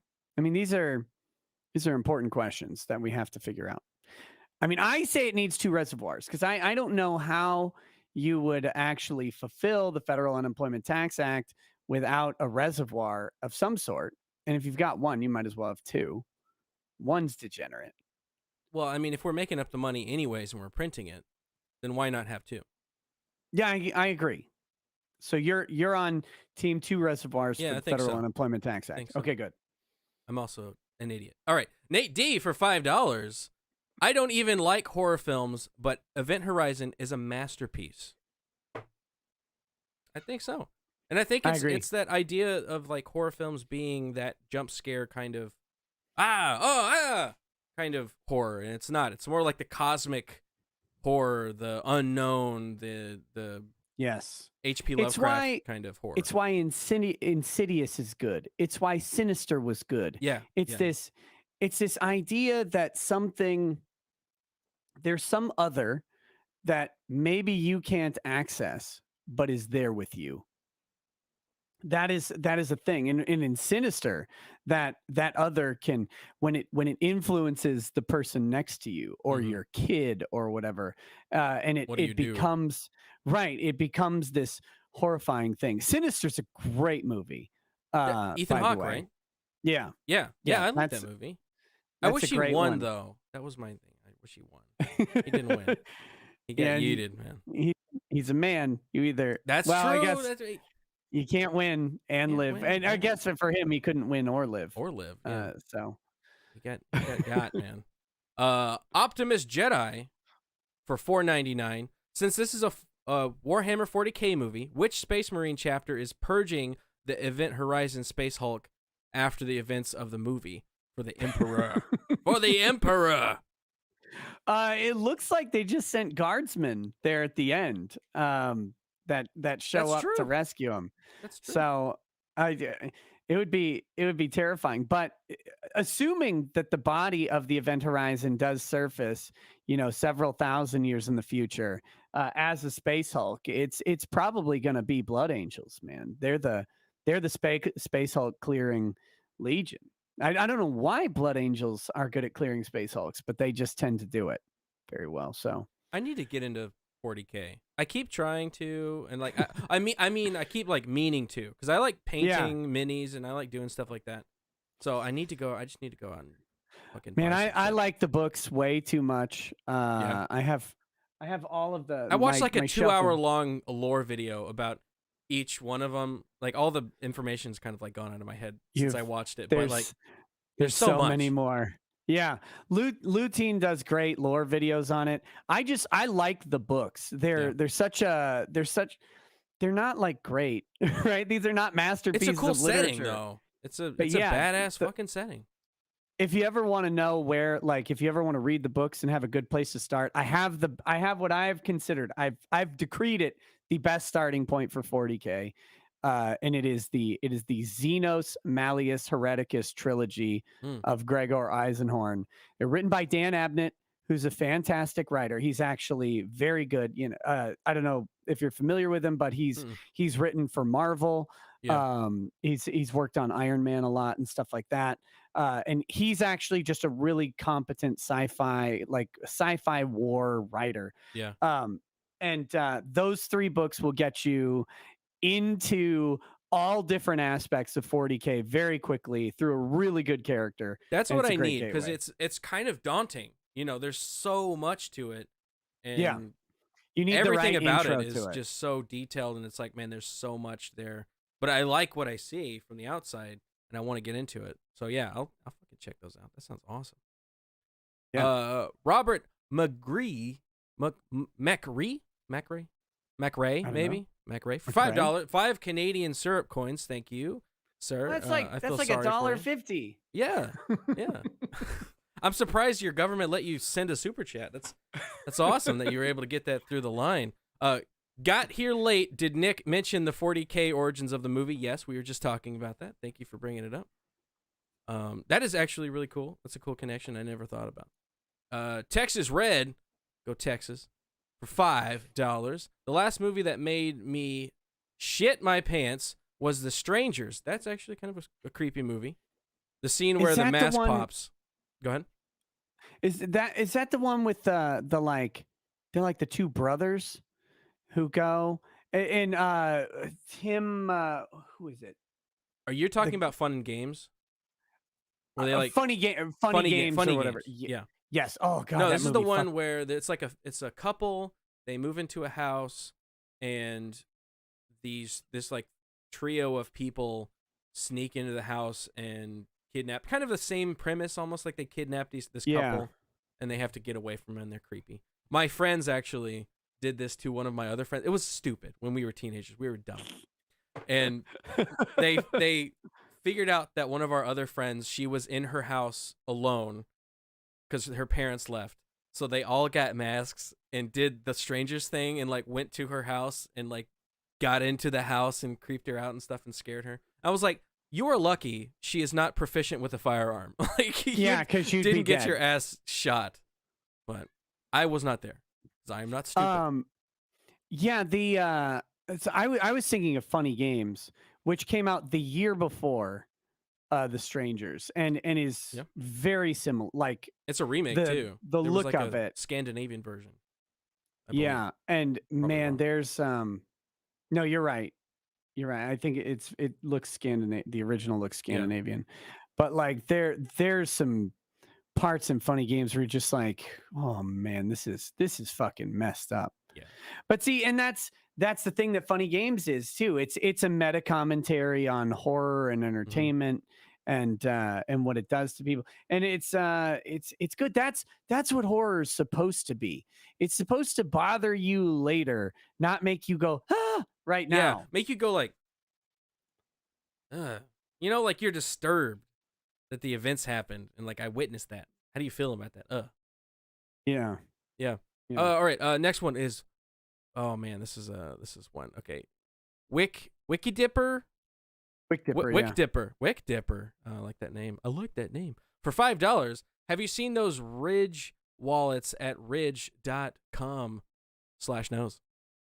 You got a sponsor by Ridge? I do. Ridge.com/nose. Promo code nose will get you a little discount. I gotta get me a freaking sponsorship.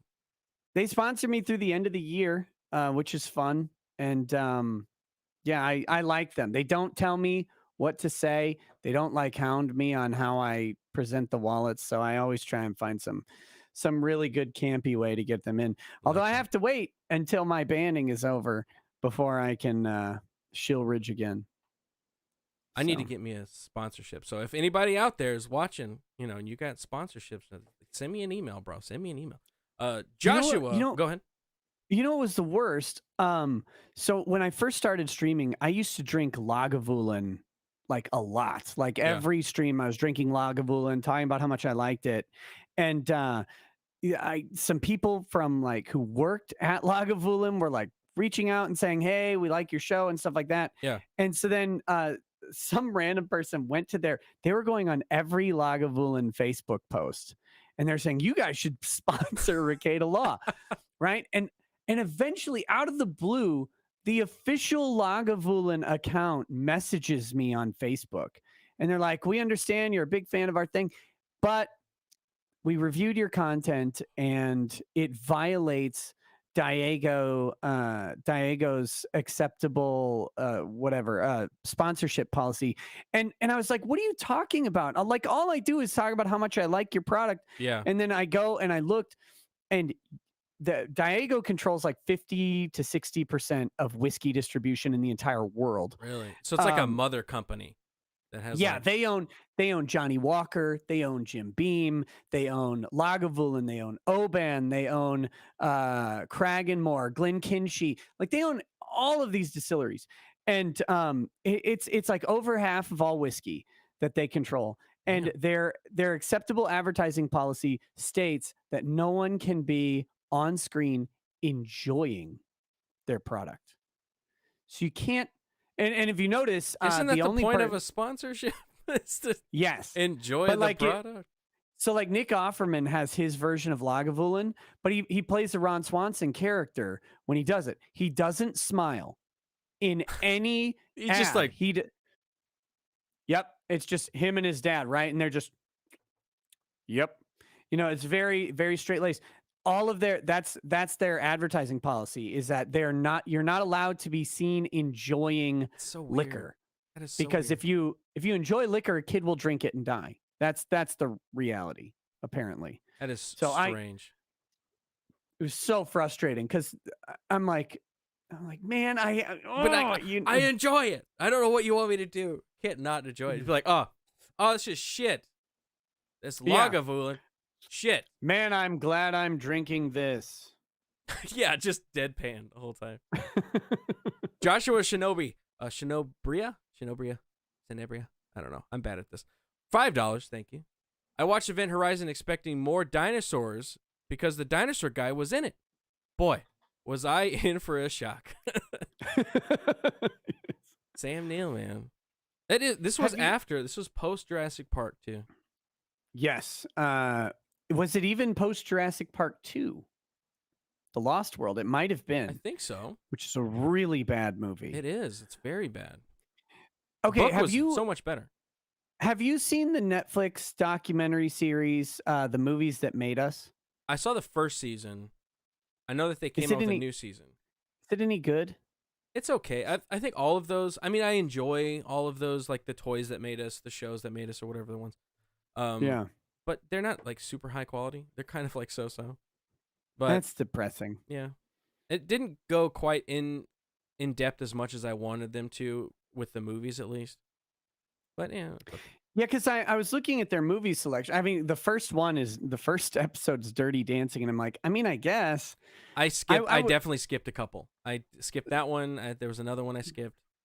Because I like Back to the Future, like, and I mean, I like Dirty Dancing as a movie. It's fine, right? But I just don't think it's the same type of thing as Back to the Future, or Jurassic Park, right? Like those movies have this different level of oomph to me than I got these melons. Like, look at me dance. I guess they had to throw it in there for the girls or something. I don't know.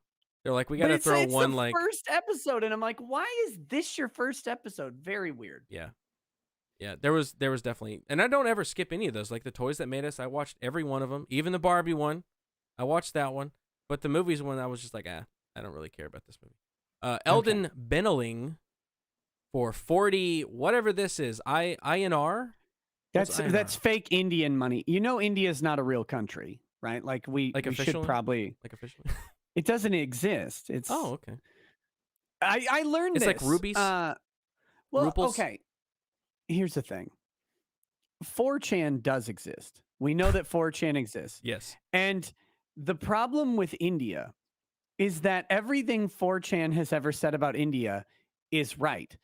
And it's also simultaneously hilarious. Like the open Bob and Vagine meme, that's not a meme. That's a reality. It's real. If you have a group of 2 on Facebook and one of them is female and the other one is from India, open Bob and Vagine is happening. It's a math formula between how long that's going to occur, right? I need you to fill me in on this. What is this? Okay, so should you fill me in on this? Yes. Okay. This is important. Let's go. If you have a man from India, okay, in any internet group, no matter the size, and you also have a woman from anywhere in that same group, it is a simple math formula between how long it's going to take that man to send a direct message to that woman that says, show Bob and Vagine, which means show me your breasts and lady parts, right? It's not just like the Bob and Vagine thing. It's 100% consistent. That's the problem. It's too perfect. It's too funny. It can't be real. They cannot actually exist like this. And then everything else you hear about India on the internet is all true. And so therefore, the internet can't be 100% right about a place, because if it is, that place can't It can't exist. exist. And I'm fully convinced that India is a creation of 4chan, and it's really just a bunch of guys who live in Utah or something. I don't know. I mean, I I've don't know never where they been are. there. No one has. It's not real. Well, there you go. For I'm just 40, saying. 40 imaginary dollars, then. StarCraft is better than 40K. Get into StarCraft. What he said. There is no getting into StarCraft. StarCraft was supposed to be a Warhammer 40K game. Really? Yes, and then for whatever reason, I actually believe I know the reason. Games Workshop pulled the license, and then Blizzard's like, "Well, we have all these assets. We'll go ahead and make the game." But I think what happened is they're like, "Okay, Blizzard, make this game." And Blizzard has this critical inability to be serious in their lore and stuff like that. Like Warcraft is goofy, Yeah. StarCraft is goofy, even Diablo, it's like the most serious thing, but everything else they do is goofy. And so I think what happened is they made this game and they're like, "Look at this goofy take we have on your very serious dark gothic property." And Games Workshop's like, "Yeah, nah, that's okay." We're going to pass. I'm pretty sure that's what happened. But yeah, it was, and that's why the Zerg are modeled directly after the Tyranid, because they were supposed to be the Tyranid. It was supposed to be a 40K strategy game, but it fell through. Interesting. So, StarCraft not as good as 40K is what you're saying. StarCraft is garbage. Just wanted to Koreans wanted to play get StarCraft. a definitive answer there. That Bad was a joke, Dragon Korea. Knight. I love you. I love you, Korea. Squid Game, great show. Great show. I love the show. I haven't finished it, I love it. Can we talk about how bad the dubbing is, though? Are you watching it dubbed or sub? Oh my god, I'm watching it dubbed because I'm a pleb. I like dubs. Me too. I don't like to read. It is horrendous. It is horrendous, man. Every dude sounds like the exact same dude doing a slightly different accent. Yes, and the women, like, okay, Horrible. so Korea, I love Korean filmmaking because it reminds me of 80s and 90s American filmmaking. Yeah. But with better tech. So the Korean actors do this like over emotive thing. They get really into it. It's very reminiscent of 80s and 90s American filmmaking. Now everything's got to be subtle. It's not subtle. So serious and earnest. Exactly. And so I like it, but the voice actors cannot pull off this like overemphasized yelling that they're doing and the stuff. It's like, "Huh, you bastard, huh, how could you do this to us?" And it's like, stop, you're so bad at this. How did you get this job? How could anyone have given you this job? Like, why don't you care? Horrendous. This is a well-crafted, well-written show, and it's horror movie. Like it is horror. It's right in the genre, and it makes you wonder. It's like, what about all these people that society doesn't care about, who are just the dregs? And then if they disappear, does anybody even know? Does anybody even care? Except for their creditors? No. The second episode, whenever they all leave, spoiler alert, they all get the option to leave. Nobody even noticed. They're like, "Oh, where have you been?" That's like they weren't looking for him or anything. I haven't seen you for days. And he's like, "No, I've been in this thing." Like, I was in a game and there were 200 people. Oh, sure they did. Okay, whatever. Who even cares? And like, so the dub job on it, I watched the dubs because I'm watching this movie or the show at like 2:30, 3 in the morning while I have COVID. I'm barely awake. And I'm watching, but I'd watch like 3 episodes at a time because it's really engaging and it's really good. But like the dub is just so bad. There's that one scene that's going around Twitter where they come and show up to the more affluent guy that's in the Squid Game.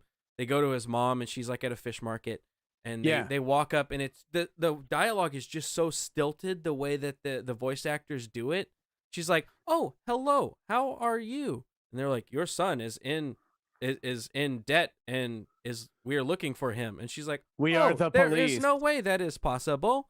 It's like, what the fuck? Take 2, a second take. Let's go. Like, what did they just go like hit record?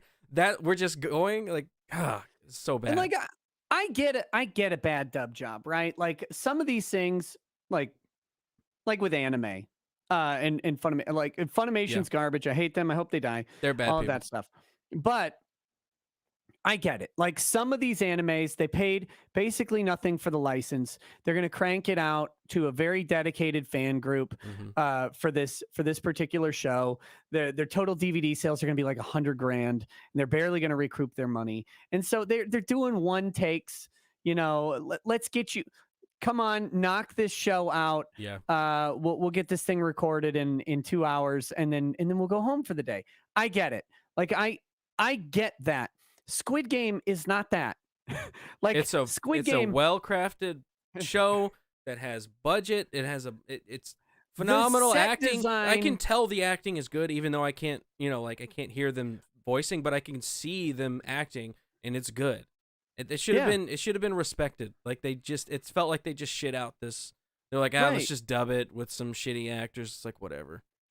And it's like, man, and not to. I don't want to be a sub simp here, because that's actually been a point of contention as well. Yeah. Is that the sub job on it is similarly bad. Really? And native Korean speakers are talking about like how much they missed in the subs, to where the point where lines and character development are actually changed by the low quality of translation that they did on the subs. One of the women, it's the loud one, right? Right. Yeah. I can identify her very easily. The only one whose boobs you see in the entire show. Yeah, very low quality. Low quality. But so she has a line, and this was, some Korean comedian was pointing out the difference in line. She basically says, I'm smart, but I never got the chance, or something like that. But what the actual line more closely translates to is, I'm really sharp, but I never got the opportunity to study. So it was less about like, because it comes across as like she's smart, but she didn't took the time, so she got like street smarts. But this chick's dumb throughout the entire show. But it's apparently playing off an actual Korean trope of this person's smart, but they literally didn't have the opportunity to pursue, which makes their sense education. with the whole like class system allegory this is all about. Yeah, it makes sense. Exactly. Like all of these people are dregs, and not really through any, like that's actually the big commentary on the show, is that South Korea has a real consumer debt problem. Like a really bad consumer debt problem. And because it just South Korea is literally just America in training. And so that's what the show's about. And here are these people who they're caught up in debt, either their parents' debt, their own debt. One bad decision led them to this massive, inescapable hole. And so that doesn't come across in the sub or in the dub, but that's the actual dialogue. And so you've got this like smartly. So I don't want to see these sub simps in chat like, oh, you got to watch the subs. No, they didn't pay. Both they of them didn't do trash. that. They didn't take the time on the subs or the dubs in this, and it shows, and it's to the detriment. And it's the one time you wish you were Korean enough to understand something. Understand it, yeah. It's a good show otherwise. I mean, I like it so far, even with the crappy freaking dubs. Oh yeah. I wish there were I wish I could get a more accurate version of what the story is. I'm sure it's like even better than what I think it is. Right, because it's still very good. I watched the whole thing. I enjoyed it thoroughly, and I would recommend it to anybody. It just, the dub job, it bothers me because everything else is executed so well. Yeah. It sticks out like a sore thumb. It does.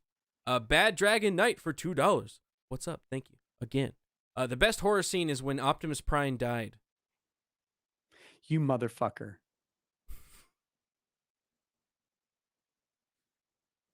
That cuts me deep. You know what he's talking about. Yes, I do know. But do you remember when Optimus Prime died the second time? No.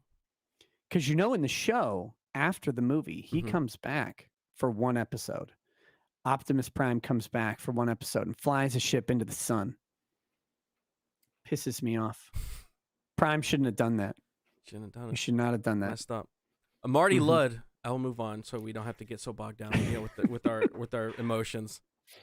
I don't have Prime. those. Marty Ludd for $2. Thank you. What about the OG in Star Trek 4 movie? The OG. Oh, the 0G. Sorry. The 0G in Star Trek 4. Or is that Star Trek 5? I can't do Roman numerals, okay? I'm not a smarty pants. It's was a V it and the an I. IV? It's a V and an I? That's That's 6? That's 6. Yeah. What was 6? 6 was the... Okay, was so that the 4 whale is the one? whale. 4 is the 4's whales. whale. Oh, fucking hell. Fuck, what is 6? What was Star Trek 6? Was that the... Is that the one? Why does God need a ship? That's my... What is That's God? my favorite line. Star Trek. The Undiscovered Country. 1991. That's the last one. The last OG Star Trek team. I don't think that's the know Why that does one that God need a ship. No, this is Kirk and McCoy are charged with assassinating the Klingon High Chancellor and imprisoned. Enterprise crew must help them escape to thwart a conspiracy. Oh, aimed yeah, at that's the one sabotaging with the Lex's villain hope. from Tron. The bad guy Yeah. from Tron plays the bad guy. Oh, God, yes. The 0G in that is really, really bad. All right, I'm Oh, looking, here, I'm looking gonna- at it. Do you have it? Do you have it? Yeah, I'll share it. Just a screen grab from it. I don't have like a thing, but it should, if you've seen the movie enough, it'll remind you. There we go. Oh, God. Dude, it's almost the same, and that was like, what? That was 6 years prior, and it looks almost the same kind of rendering. Is that supposed to be blood? Yes, Klingon blood. Oh, my it's so That bad looks like in that movie. silly putty. The Yeah. texture on that. Yeah, it was awful.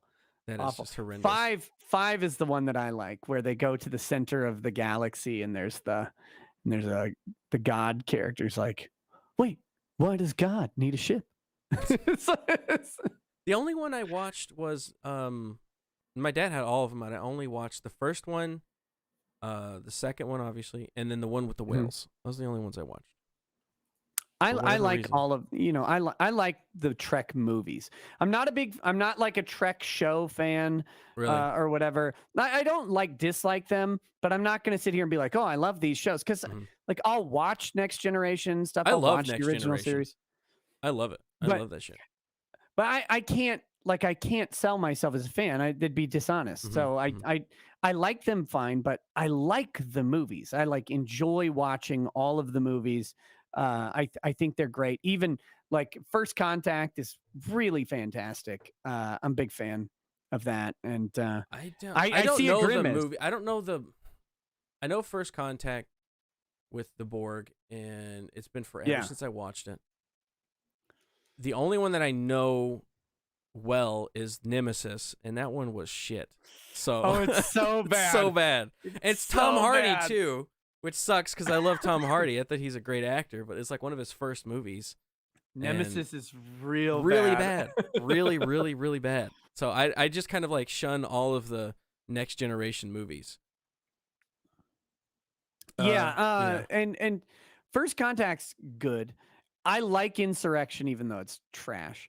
Insurrection, I've not seen it. Well, I think I've stretchy seen it skin once people. whenever I was a little kid. But it's got a premise that like the show. It's like you go down to a planet, you meet people, and they're like they have to have an insurrection, right? It's closer to what a show episode would be. So I might be susceptible to that. I might watch that. A lot of people have problems with Insurrection because it's like the precursor to wokeness, right? Because Really? it's like the whole thing's about the forced relocation of 90s was rife group of with that people. kind of stuff. Like Yeah. early SJW woke storytelling was in the 90s. It was like almost in every single movie. That's what baffles me about woke storytelling now is I'm like, we did this shit in the 90s. We got through all that, Dances with Wolves, we got it. Native Americans, they're pure people that never hurt anybody, like we Except did all that other stuff. ones in Last of Except the Mohicans. other Indians. What about my white son? Right. So I'm like, we did all this. We have our powerful female characters. We have black leading characters. We have, black people that aren't the first people to die in horror films. It's like we did all this shit already. You guys aren't Busta beautiful. You aren't Rhymes. right. He lives. Busta Rhymes is Tay Diggs. black as black can be and lives. Tay Diggs in House on Haunted Hill. He makes it to the end. He lives. He doesn't die. Okay, so we did this shit. You're not beautiful. You're not brave. You're not original. You're not breaking ground. We did this shit already. Let's move on. But, you know. You just mentioned my boy Tay Diggs. Have you seen what is one of my favorite movies in existence, Way of the Gun, with Ryan Felipe, Benicio del Toro, James Caan, and Tay Diggs? No. But I'm a Tay Diggs fan. You know, Malibu's Most Wanted. Phenomenal. He's so good in that. And then, I like Tay Diggs. I like Tay Diggs. Yeah, Way of the Gun. Except for Juliette Lewis, who's in it, which she's the weak link, but she's not that bad. Way of the Gun is one of the best Way of the movies. Gun? Yes. God, it is so good.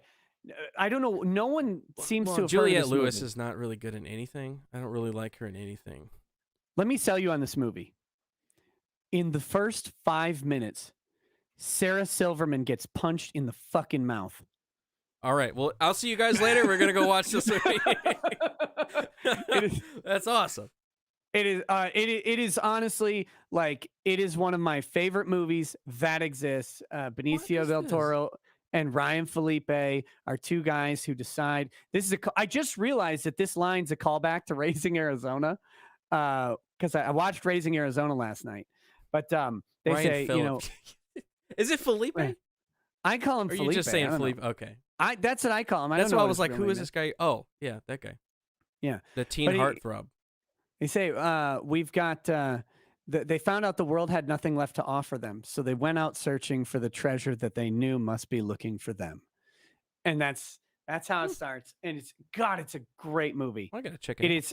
It is one of the best movies. Equilibrium. Also another good Tay Diggs. Also another good Tay Diggs. Gets his face cut off. Tay Diggs is a phenomenal singer as well. Really? I didn't know that. Yeah, he's in Rent, which I know musicals are typically verboten in online crowds, but he does a great job in Rent, and I like him. He's the good capitalist who's trying to charge them rent and they don't want to pay. He is the rent. He is the rent guy. He's hilarious. That's funny. James Caan is in this too. Oh yeah, James Caan, Scott Wilson. James Caan is great in that movie. James Caan, Rollerball. I did not realize how good of a movie. Cool J. The original Rollerball. Don't you do that. Don't you do this. That movie is so bad. I did not realize how good of a movie the original Rollerball was. Yes. Until I rewatched it. And I was like, yeah, that's a great movie. I love it. Yes. But yeah, last night I watched Raising Arizona. Fantastic. Coen Brothers classic. All right, where were we? Oh man, they're coming in. No problem. Where are we? Wick Dip. That was the last one I did, I think. Oh wait, no. He sent in another one. What was the last one? What was the last one I just did? Oh yeah, the Star Trek 6. That's right, what it was. Wiley Dutkiewicz. Dutkiewicz? It's a Polish name. I can't do those Polish names, man. I can barely read normal names. For $5, it's okay. One of my best friends is Polish. It's okay.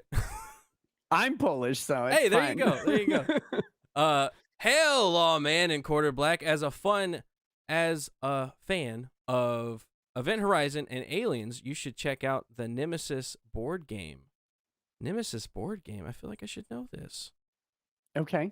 Nemesis board game. I have not played this. I will check it out. I like board games. There's a Nemesis board game app. Oh, it's probably like a character tracker or something. Oh yeah, that's the thing with board games now, right? They're these really complicated. I have Court of the Dead, Mourner's Call sitting over here. And have you played Cthulhu Death May Die? Yes. Fantastic game. Great. the thing I hate about it is that the creator came out and shit all over H.P. Lovecraft, and I'm like, you took all his work, and then you're like, well, They but he did was the same racist. thing with Lovecraft County or whatever that one, the like weird black exploitation Lovecraft thing that they like. Right. And You're I gonna really take all of watch his work. What you're gonna do is you're gonna take his work and then you're gonna shit on him. Right. And I wanted to watch it because there's a decent bit of nudity in it. This is how I gauge my entertainment these days. You're like, okay, I'll watch. Is there, because like it's, I know I can get nudity wherever I want, right? But it's something about the 80s and 90s where they knew, like Die Hard, right? Die Hard, they're clearing out all the rooms in Nakatomi Plaza right at the beginning, and the chick runs out and she's naked. Because, and it's like, just give me that little bit so that I know that I'm still in the real world. Demolition Man. Exactly. Demolition Man, where he's like flipping through the channels on the TV and she's naked. No reason. They could have cut that out. They put it in there. Time Cop has the weird VR sex scene. I mean, similar to Demolition Man, they have the VR thing, but exactly. You got to do it. You got to do it. Van Damme movies were great because almost all of them, except for Kickboxer, had a random boob in it somewhere.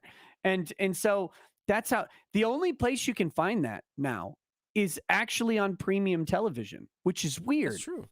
It's not in movies anymore.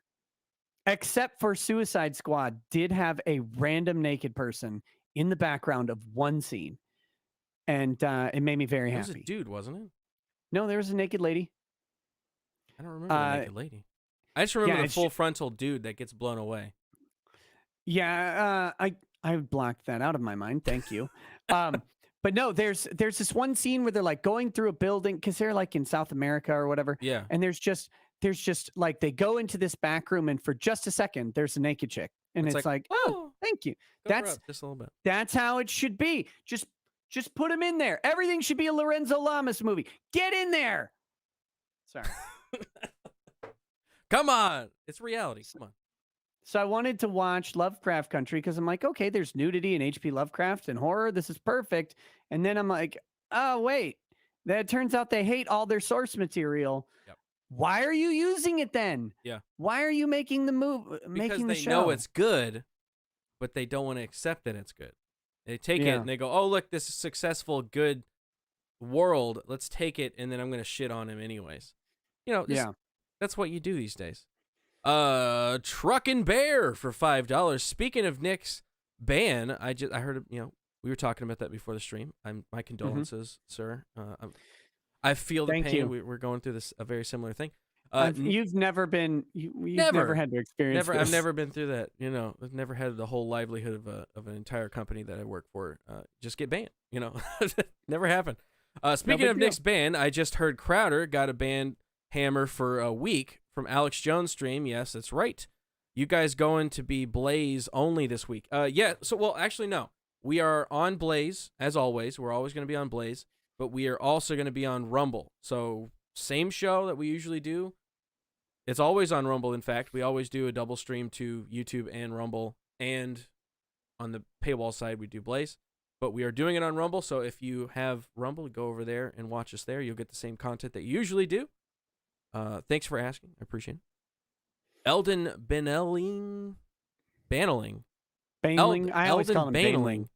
For 40 imaginary Indian literal dollars. Rupees. Literal rupees or whatever. Rupees. Nick asked me to send B0B. Is it Bob? And, Bob and Vajid. Vajid. Oh, okay. Bob and Vajid in DMs. Oh, now you got. It's all out here now. I asked him, and then he sent me a picture of his hair. It's very weird. That's a little weird, man. Eldon. All Indian men have the same haircut too. See, that's true. See, here one of my friends like was Indian. He looks like he has the same haircut. They all do. It wasn't until he got here when he got a little fade going. I was like, He literally thought that in Texas we rode horses. He landed in the airplane and was like, "You guys don't wear cowboy hats and ride horses around?" That's just his Fed training kicking in. That's what it is. They're not real. Squiggar. 2322 for $5. Thank you. I appreciate all the new people that Nick has brought over. It's cool. I appreciate it. I like all you guys. Hope you stick around. Definitely subscribe, guys. High quality. Thank you. High quality content always. On Wednesdays, we do this every Wednesday. Bring a guest on and we talk about movies. But I'll digress to what you actually said for $5. But if there is no India, where do I get all these IRS calls from? That's a good question. Where do they come from, man? Where do I get scammed on the internet?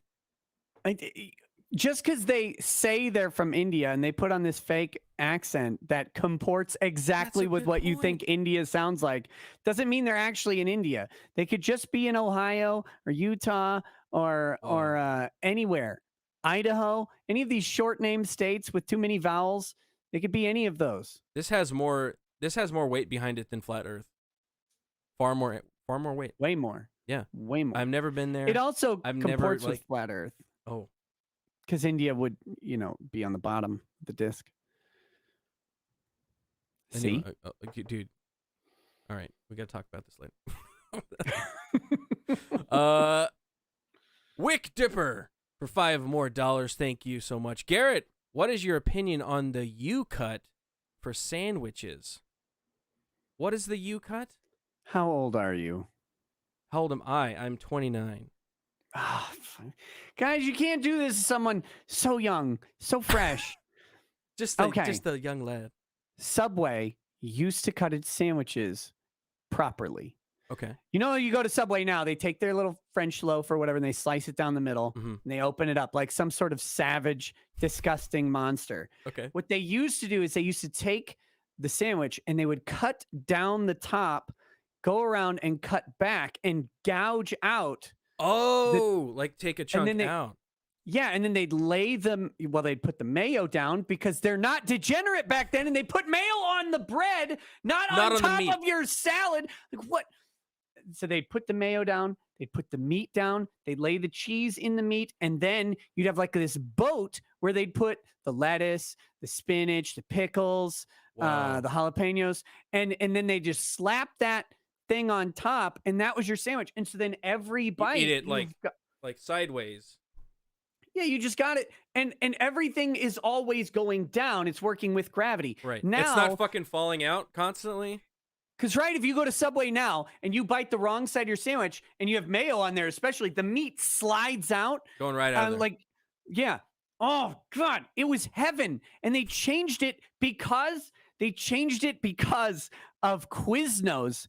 Because Quiznos, this is before Subway had never even heard of a toaster. They're like, what are you toasting sandwiches? All bread should be soft, which is the only true way to eat a sandwich. But Quiznos comes along. They cut their sandwiches in half. They get that stupid 3-nozzle sauce dispenser, and then they put stuff on there and they throw it in the toaster like a bunch of heathens. I don't know what happened. And then Subway's like, we should do that. It's like, no, Quiznos does that. You should just make Subways.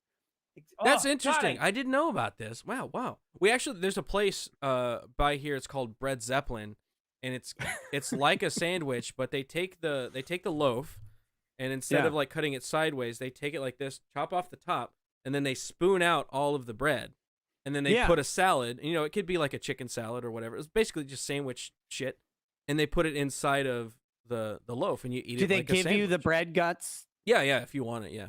Yeah, because Herbert and Gerbert does that, where they like cut it and then they peel out the inside, and then they give that to you on top of your sandwich so you can eat. You can get your carbs in anyway. Yeah, no, the U-gouge was brilliant because all of your stuff worked with gravity and it always stayed in place. And I'm still mad. I made them do that U-cut for like 10 years after they quit doing it. I go in there. You're like, no, you do this. This is what I expect. They discontinued this when I was 5. I'm like, get your knife out. I'll walk you through it. I'll cut you. Here we go. I'm very passionate about your U-cuts. I like it. Bad Vibes for $20. Thank you so much. I appreciate it. Movie creator movie creators take themselves too seriously and need to get back to schlock. and Yes. cheap VFX and tell the story. Not even really cheap VFX. Like if they're practical, there's a great. I'll finish. I'm sorry. I'll finish your super chat.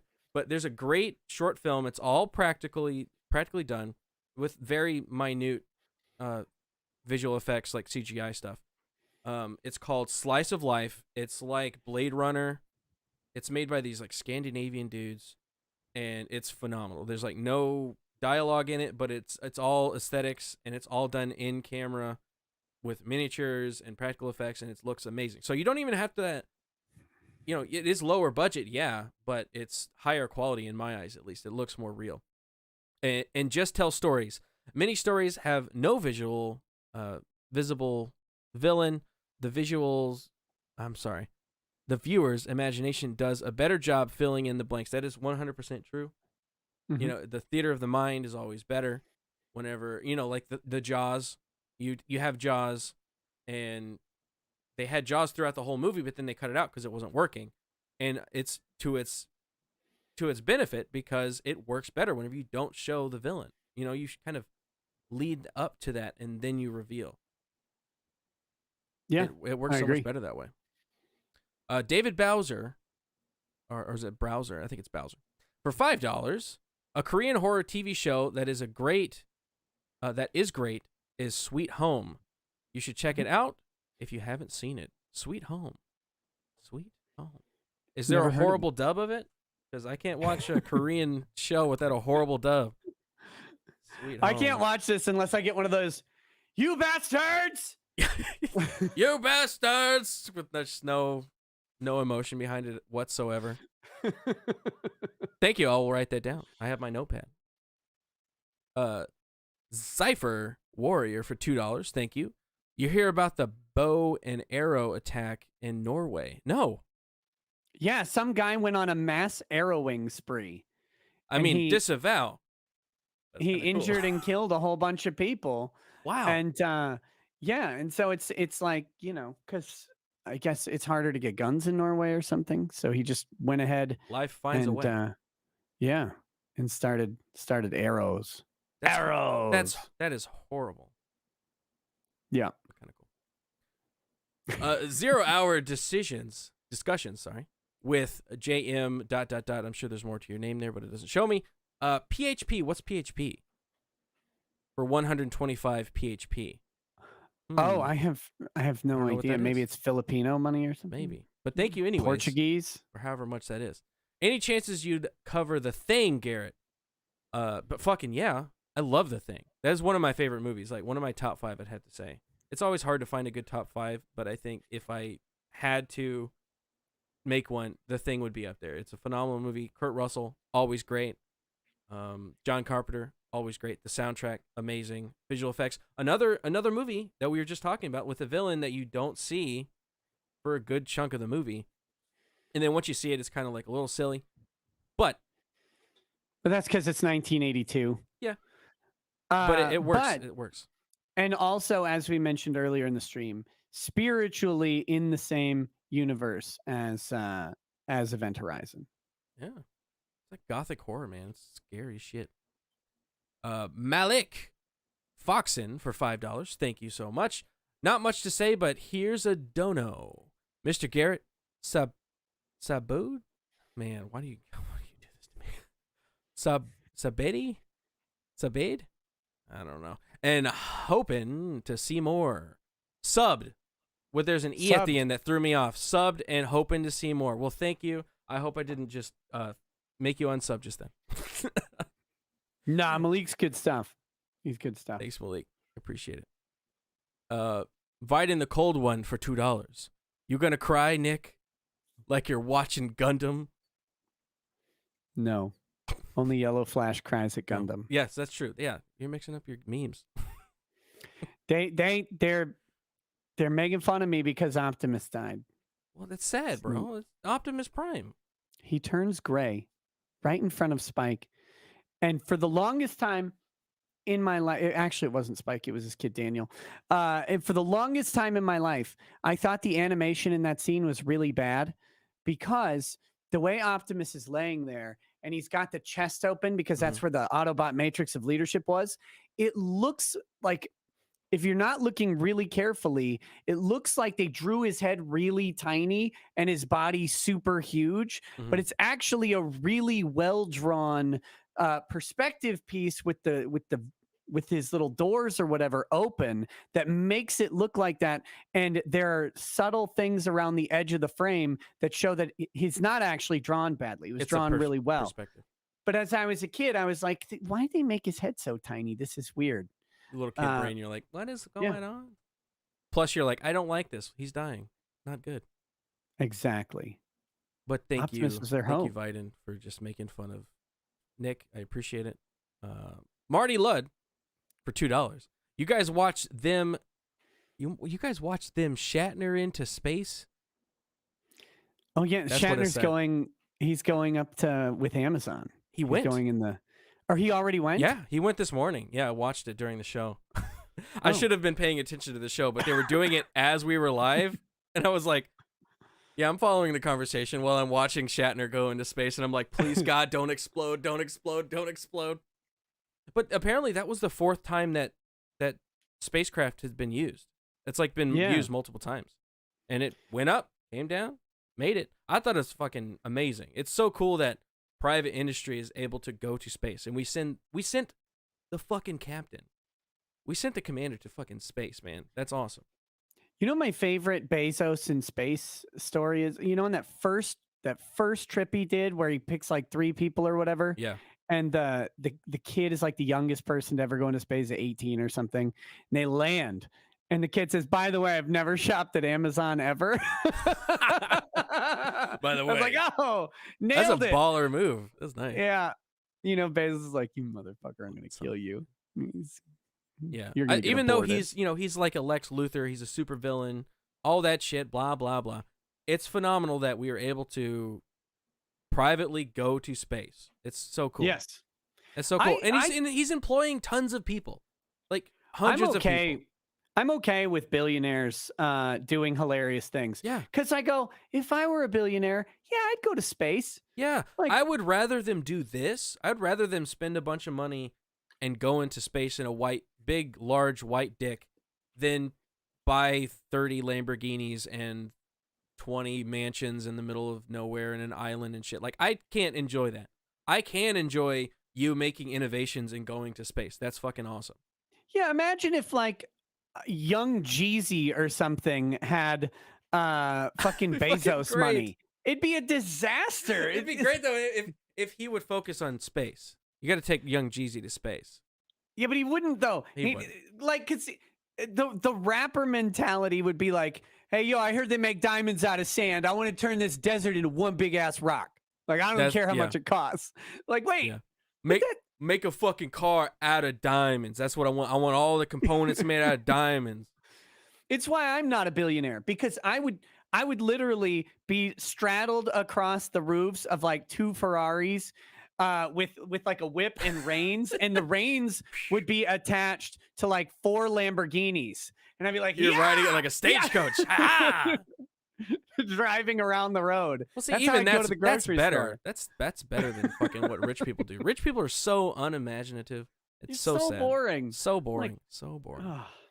Oh. Painful buggery for $5. Most of the Squid Game complainers are all the same people who kept dismissing the complaints about crappy Vita/anime translations as localizations. Yeah, that's the idea that look, the Squid Game dub job and the translation job, it's not just localization that's the issue. That's where like Jamie Markey, one of the Funimation translators, inserted Gamergate into a Japanese anime, like that had nothing to do with it. That's the localization stuff that gets on people's nerves. Squid Game, it's not a localization issue. Like the dub thing is it's just bad dubbing. Like there's no care involved in it. They didn't take their time. There's bad ADR direction, and that's just how it goes when you don't care about something. But that's not a localization issue. It's just low quality. I didn't notice localization issues in Squid Game. I didn't find like contemporary Western politics inserted into It's not woke Squid or Game. anything. Yeah, I don't notice any of that. It's got Yeah. allegory for sure, and it's talking about like a class system that is downtrodden, but I don't think that's woke. I mean, I think that's just like, No, that's just South Korea. yeah, that's Like- society commentary, which is not, it's not the same as being woke. Woke is Right. I mean, in America, we suffer like similar issues in some ways, but it's different. We don't have the same culture of shame that Koreans have, and that was a big thing with his buddy, right? The businessman Mhm. guy is like he's there, but he perceives himself in some ways as better than everyone around him. Yeah. But at the same time, he's also deeply, deeply ashamed of his actions, like so much so that it informs his character. Yeah. And that's something that we don't actually have in the US. Like if we There's had no a character, shame. like, could you imagine? One of the 2008 mortgage guys who is now in the Squid Game. Can you imagine him having any shame or remorse No. over his actions? That's quintessentially un-American. Like our Yeah, it's like, that- fuck that you, character- burn everything down and leave. right, that character wouldn't work Yeah. in the US. So I didn't think that Squid Game's issues, which are very small issues, really, I didn't think they came from localization. It just seemed careless to me. Yeah, I think you're right. Mick B123 for $5. Have you seen the article from Slate entitled I found a creepy list on my son's laptop? Well, it's a trip. You should do so if you have not. I found a creepy list. Okay, well, here we go. I'm definitely looking for gonna- that. I'm gonna Everything on look this Slate up. is Just the best. slash worst thing ever. Have you ever gone to the Slate advice column? Oh God, no. So they have a couple different advice columns on Slate. And the best part about it is, oh, this is from it. Yeah, this is from one of the advice columns. Like, it's less about the advice that's given, because sometimes the person gives relatively mundane advice. It's more about the type of person who is having a life crisis and would turn to Slate magazine to fix it. That's the beauty of the Slate Because you advice know columns. somebody out there is reading this and going, "Ah, that's great advice." Well, and someone wrote the letter, and they of all the places, like they could do dear Annie or whatever, they could do anybody, they could write for advice to anyone on earth, and they're gonna pick like a 24-year-old random letter on the LGBTQ plus spectrum editor from Slate magazine to get the life advice over their wife leaving them for like another man or another, whatever. And it's like, this is a 24-year-old journalism intern at Slate writing an advice column. They can't help you with your divorce, homie. Yeah, they're not. They have nothing to give you. Never going to My get son married. Jack, 14, has been maintaining a spreadsheet that tracks all of his classmates' problematic actions. Jack has always had difficulty fitting in, but he is a compassionate and intelligent boy. We do not allow our children. Next line. We do not allow our children to have their own computers to prevent the risk of them being radicalized by alt-right websites. Sorry, son. You can't have a computer because you might get radicalized. You might be radicalized. Well, go it to sounds like he's fucking Stormfront. radicalized right now, okay? We found an Excel spreadsheet in Jack's folder that listed the names of all of his classmates, as well as dates and descriptions of those problematic behavior. Some of the descriptions I saw include, has a mom who is a cop. That's problematic. No pronouns in Insta bio. Laughed at a fat joke. Guilty. Guilty. Lists problematic show as one of their favorites. Mimicked a foreign accent and used cis-normative language. Oh my god. This person's like SJW Rambo in training. Yeah, he's like writing down a fucking manifesto. What the fuck? While I am pleased to see Jack taking an interest and his peers, I get a weird feeling about his spreadsheet. You fucking should. As much as I don't condone the behaviors mentioned, it seems a bit creepy. You made this thing. You created this monster. This kid. When this kid goes and he murders all of his alt-right classmates, He's gonna death note him. Yeah, he like eats their blood or whatever. That's on you. You created this, you weirdos. It seems a bit creepy. Yeah, to say the least. To say the least. It seems a bit creepy for him to be monitoring his classmates. I also wonder what he is trying to do with the document. Another concern is that we are white and some of the kids on the list are black. God. That in and of itself is problematic, man. What are you doing? You can't be writing down lists of black people's deeds. Given the long history of white people policing black existence. You made this. You did it. I question whether Jack is the right person to be taking on this task, and whether it would be more appropriate coming from a BIPOC person.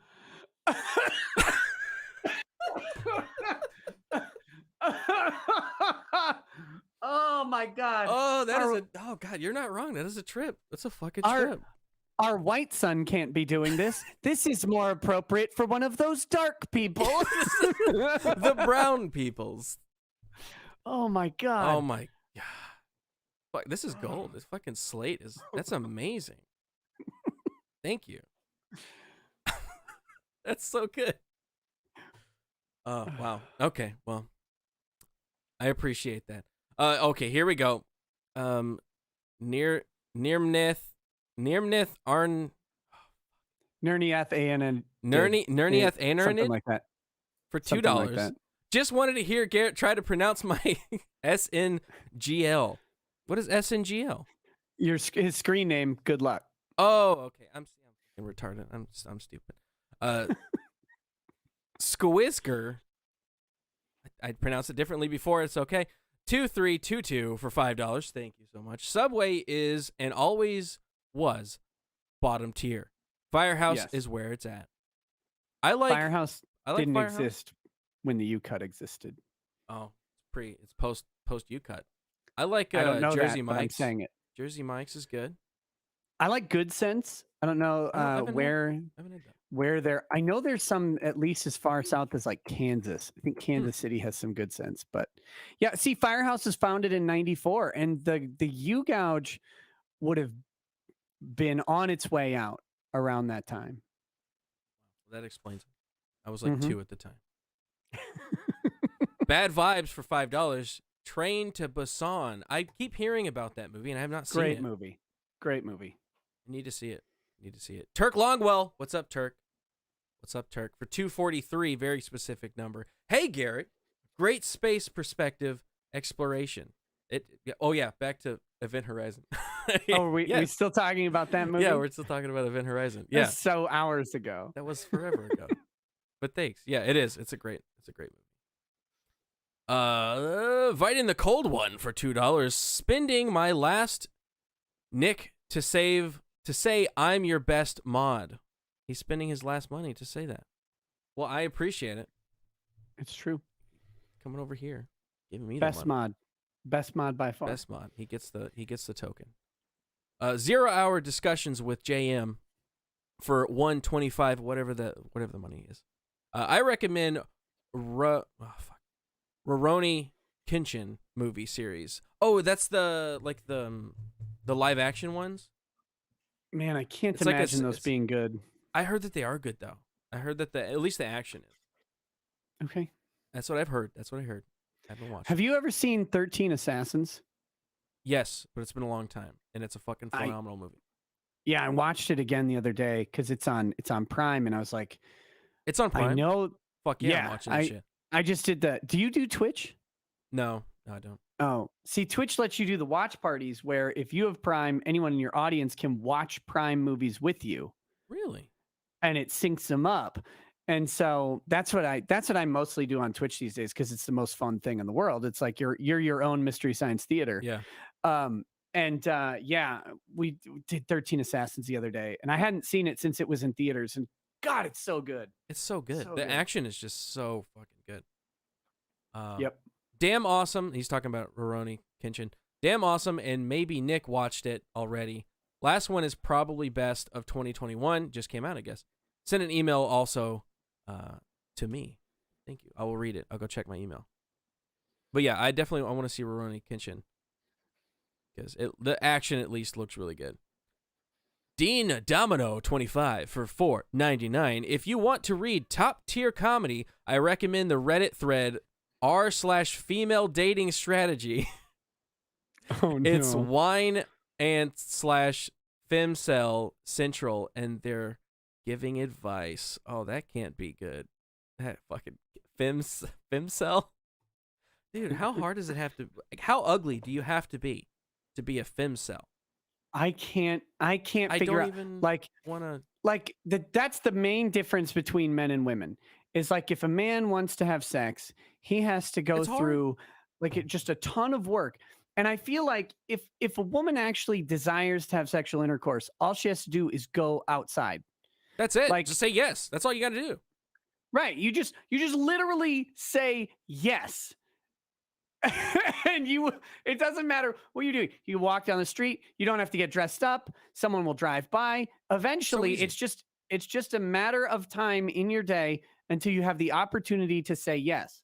That's why the female spy movies don't work. You can't have a female 007 because the whole point is that he's got to be like extraordinary and he's suave and he can talk girls out of their clothes, and it's kind of like, whoa, that never happens because it's a miracle. If you're a chick, you just say yes, and they go, "Oh, here are the codes, so I can fuck you." That's not hard. Yeah, I think the whole like Bond chick movie is going to be her trying to not have sex the entire time, which is not interesting to me. Yeah, no. Have you seen the new one, No Time to Die? No, God, no. Oh. It's like half a good movie, half not a good movie. I gave it like a out of the rank of all of the Daniel Craig's, it's dead center. It's like Casino Royale, Skyfall, then No Time to Die, then what was the Quantum of Solace? Spectre, I guess, and then Quantum of Solace. Which is the one where he gets the tennis ball on the rope right to the nuts? That's Casino Royale. He gets that knot of rope that just rough. And you're like, no. He's in the Pope's chair. Don't do that. It's no good. Fantastic book, by the way. I'm rereading it right now. It's a very good book. Pretty short. Quick read. But it takes me, months because I'm retarded. Dean Domino 25 for $4.99. That was actually the one I just read. Let me refresh here. Oh man, now you're gonna make me say this name again. Nerneth. Fuck, what was it? Nernethian. Nerniath, Aeonidad, or something like that. Arneo did that for $2. That's cheating, Nick. So have his SC Garrett Super chat. Right. Well, I will have it. I will have it. Narniath. Arnedat. Arno did. Success. All right, one more. Eldritch Blasted for $5. I blame the recent spike of degeneracy on Rekieta and mainly us fans. Without us, Viva Frey wouldn't have searched hentai on stream. R.I.P. Viva. You got him to search hentai on stream? He didn't show it, did he? I didn't. I wasn't even on the stream. That's the amazing thing. Surely, right? No. He was on a stream with a couple other lawyers. I think I was out of town because I was invited on, but I wasn't there. And someone mentioned whatever, and Viva's like, I don't know what hentai is. And then his face just goes through this horrific transition of someone who just found out what hentai was live. The same transition everybody's face goes through whenever they find out what it is. Yeah, man.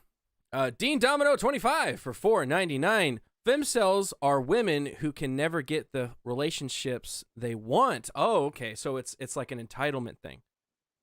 Think Tess Holiday believing Brad Pitt will marry and only have eyes for her as is. Okay. So it's a different kind of incel. It's not the same. It doesn't work quite the same. Because, regular incels, they want it. They want anything, but they just can't have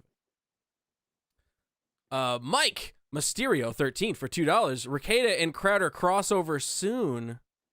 I always try to get that. I try to make it happen, but I can't. I don't have enough pull, I guess. It's okay. I'm like, I'm resolved that I'm basically toxic because it doesn't matter. Like I'll show up, we'll be on Crowder, and then he'll be like, "What are balls and futa talking about here? Like, what is this? What is And this? like, Let me look it up." I'm sorry, the Blaze TV, but I know Glenn is sitting there looking at balls on futa. No, That's in his off time. That's in his off time. I listened to Glenn Beck. Like I actually listened to him while, like in the era where he was creating Blaze TV, and because I think I was in law school, and so I had to drive a couple hours each day. Had the time. And yeah, so I was listening. It's like, well, I have to listen to something. He's a great storyteller. Yeah, he is. The problem that I had with Glenn's show is he was, at the time I was listening, he was always doom and gloomy. Like he was great at first, and then he got real doom and gloomy. Yeah. Like the world is going to end. I don't know when. I'm always right on these things. I'm just wrong on timing, and just literally the world's going to be on fire. I don't know if it's going to be tomorrow or in 5 years or 10 years, and God, the world is going to explode. And I was like, okay, I'm done. But I loved listening to Stu Bergier and Pat Garay's post show that they would do. I like Stu. I met Stu. I've met Glenn and Stu, and they're both really nice dudes. Stu was he came and actually helped us move all of our shit from one studio to another. Super nice dude. Yeah, he seems good. I mean, they all seem like good, funny, personable guys. But I really liked Stu and Pat's show that I don't know if they still do it, but I ended up I would listen to that. They have separate shows. I don't know if Glenn. they still do shows together. But yeah, I love those guys. Those guys are fun. Ben Frail for $2, $2 Good luck. Oh man, heart goes out to you, bro. Heart goes out to you in Australia, the fucking post-apocalyptic world you live in. Why does everyone from hell speak Latin? That's a good question. I think it's because, it's the origin of most languages. So that's obviously what the devil would speak. I mean, he's been around for a minute, so I would think he speaks Latin. And plus, it's a little scary. It sounds scary when people speak it, especially whenever they speak it at you. They speak it, Well, and it also, if in case you happened to be Catholic and went to a Catholic school, it reminds you of the nuns who used to beat you. So there's a fear. Yeah. It's ingrained fear. Mm-hmm. Makes sense. Turk Longwell for $3. Thank you. Cheers, Garrett and chat. Mr. Law. Australia real? Is Australia real? Of course not. Also not real. You're going to not. It's on the other side of the world. It's on the other side of the disc. Okay. So that's a big problem with it. The other problem with it is obvious. It's a penal colony where they allegedly sent all of the criminals to a magical land where literally everything is trying to kill you. Yes. They have somehow created a westernized society in this place. This hellscape. With a high proportion of extremely beautiful women. I will give you, yeah. They also have a really funny accent. And everything about the country now is completely bonkers. So again, and as the main evidence of this, they allegedly have lost not one but 2 armed conflicts with flightless birds. Yes. How? Exactly. How do you do that? They were literally flanked. They were outmaneuvered by emus. This doesn't make sense. And again, this is a land where waking up is lethal. Everything around you is a murder factory. And then emus, they're not killed by drop bears. They're not killed by jellyfish that learn to walk. It's fucking birds running around on the ground. They don't even fly. They can't even jump over your fortifications, and somehow you're losing. This place, again, it's That's it's been too perfect to be the real. main disappointment of the last 2 years. It's not all the mandates. It's not the mask. It's not the jab. It's not all this stuff. It's not the totalitarian rules that are being enforced on everybody. It's the fact that Australia is not as cool and badass as I thought it was. I thought Mad Exactly. Max, fucking Crocodile Dundee. We got the Crocodile Hunter. We had all this stuff that told me that Australia was a badass place full of badasses, and it just doesn't seem that way, at least from what I see from the outside. It's not. It's the facade is finally crumbling. They can't keep it up. They can't keep it up anymore. It's garbage. It's a fake land with fake people. And to all of you who have to carry on the LARP, I'm sorry.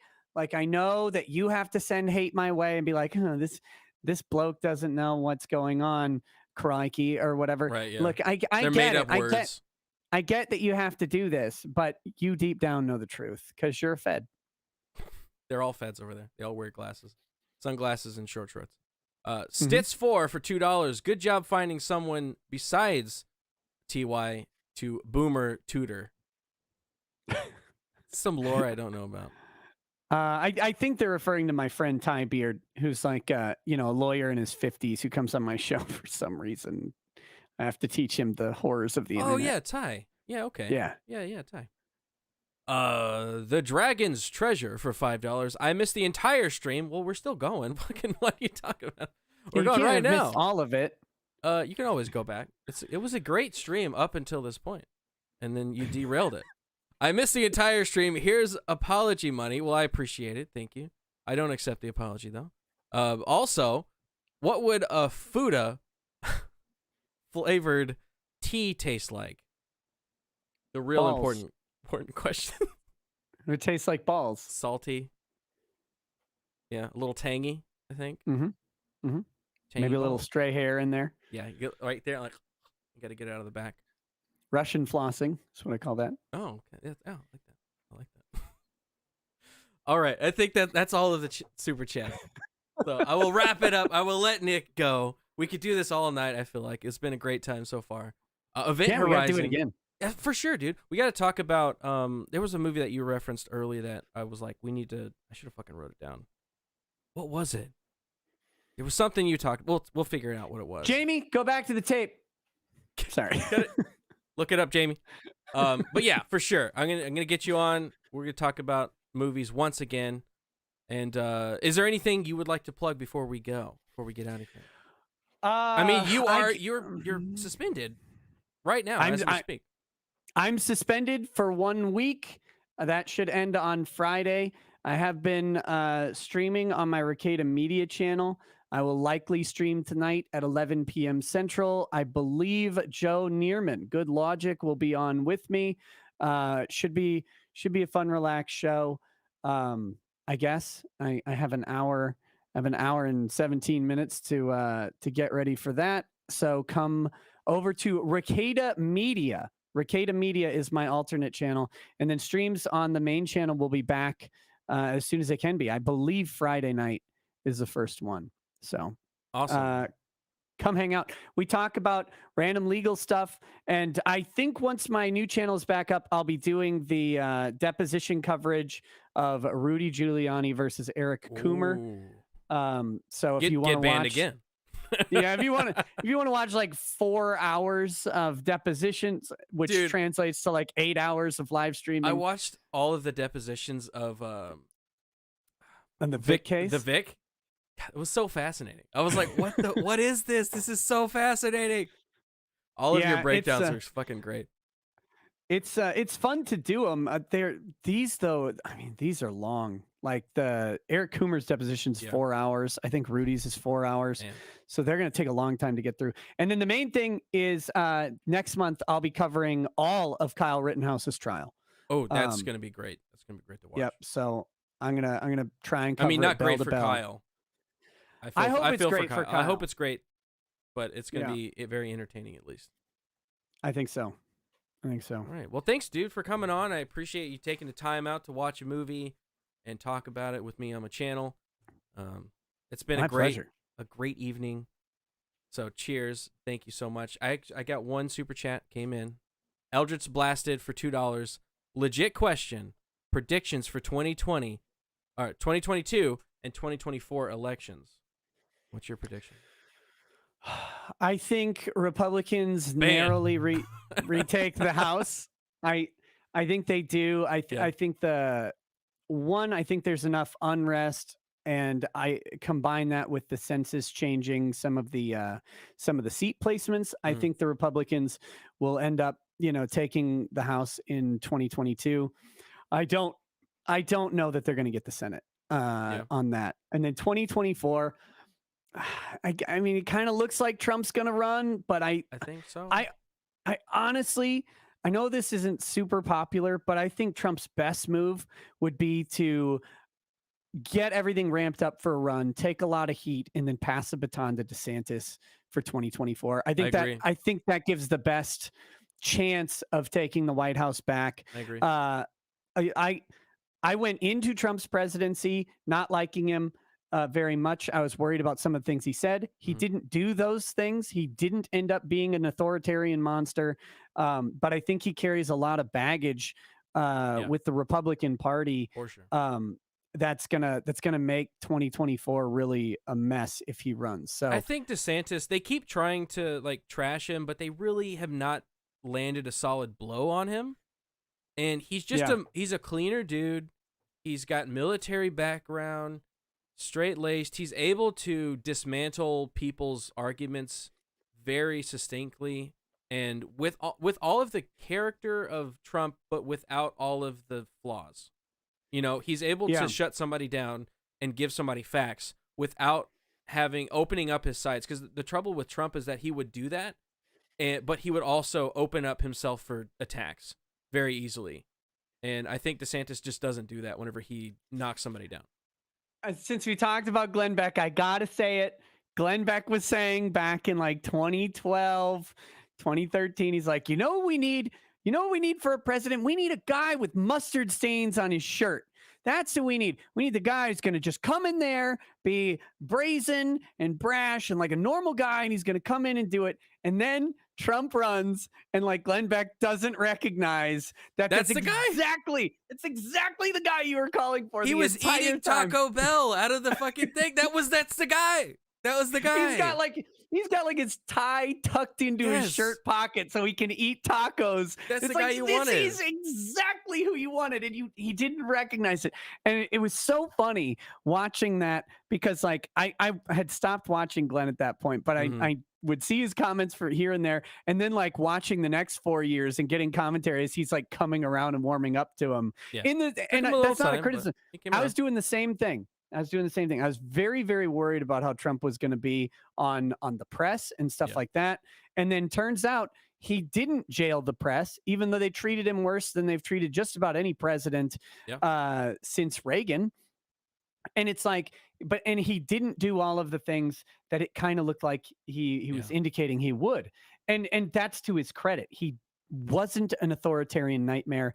And as someone who spent 30 years as the sole CEO of companies whose word is gospel, like he had all the hallmarks of being that authoritarian, and he didn't do it. And now we have our own new authoritarian who doesn't even remember he's president. So Isn't it great? Isn't it great? I've got two more chats. We'll get through, and then we will call it a night, and I will let you go do your stream.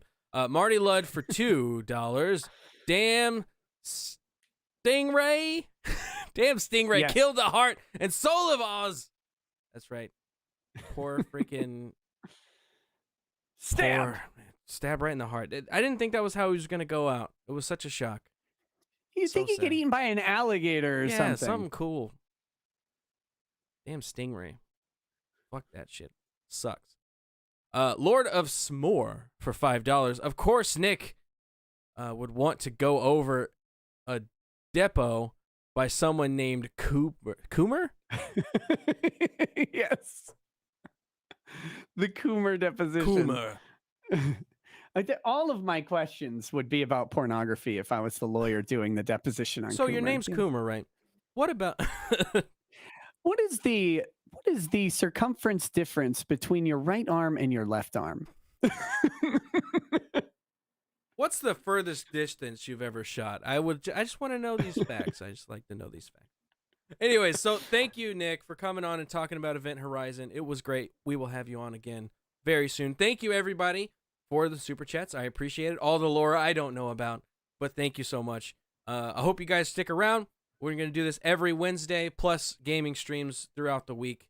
And if you don't know Nick, if you're one of my guys and you don't know Nick, what is fucking wrong with you? Like, you need to get your shit together. Go subscribe. Go watch his shit. Even if you're not interested in depositions or law stuff, he makes it interesting. He makes it riveting. So go subscribe. Go follow him on Twitter and all of the areas. And you guys stay classy. That's all I'm gonna say. You guys stay classy. See you guys later.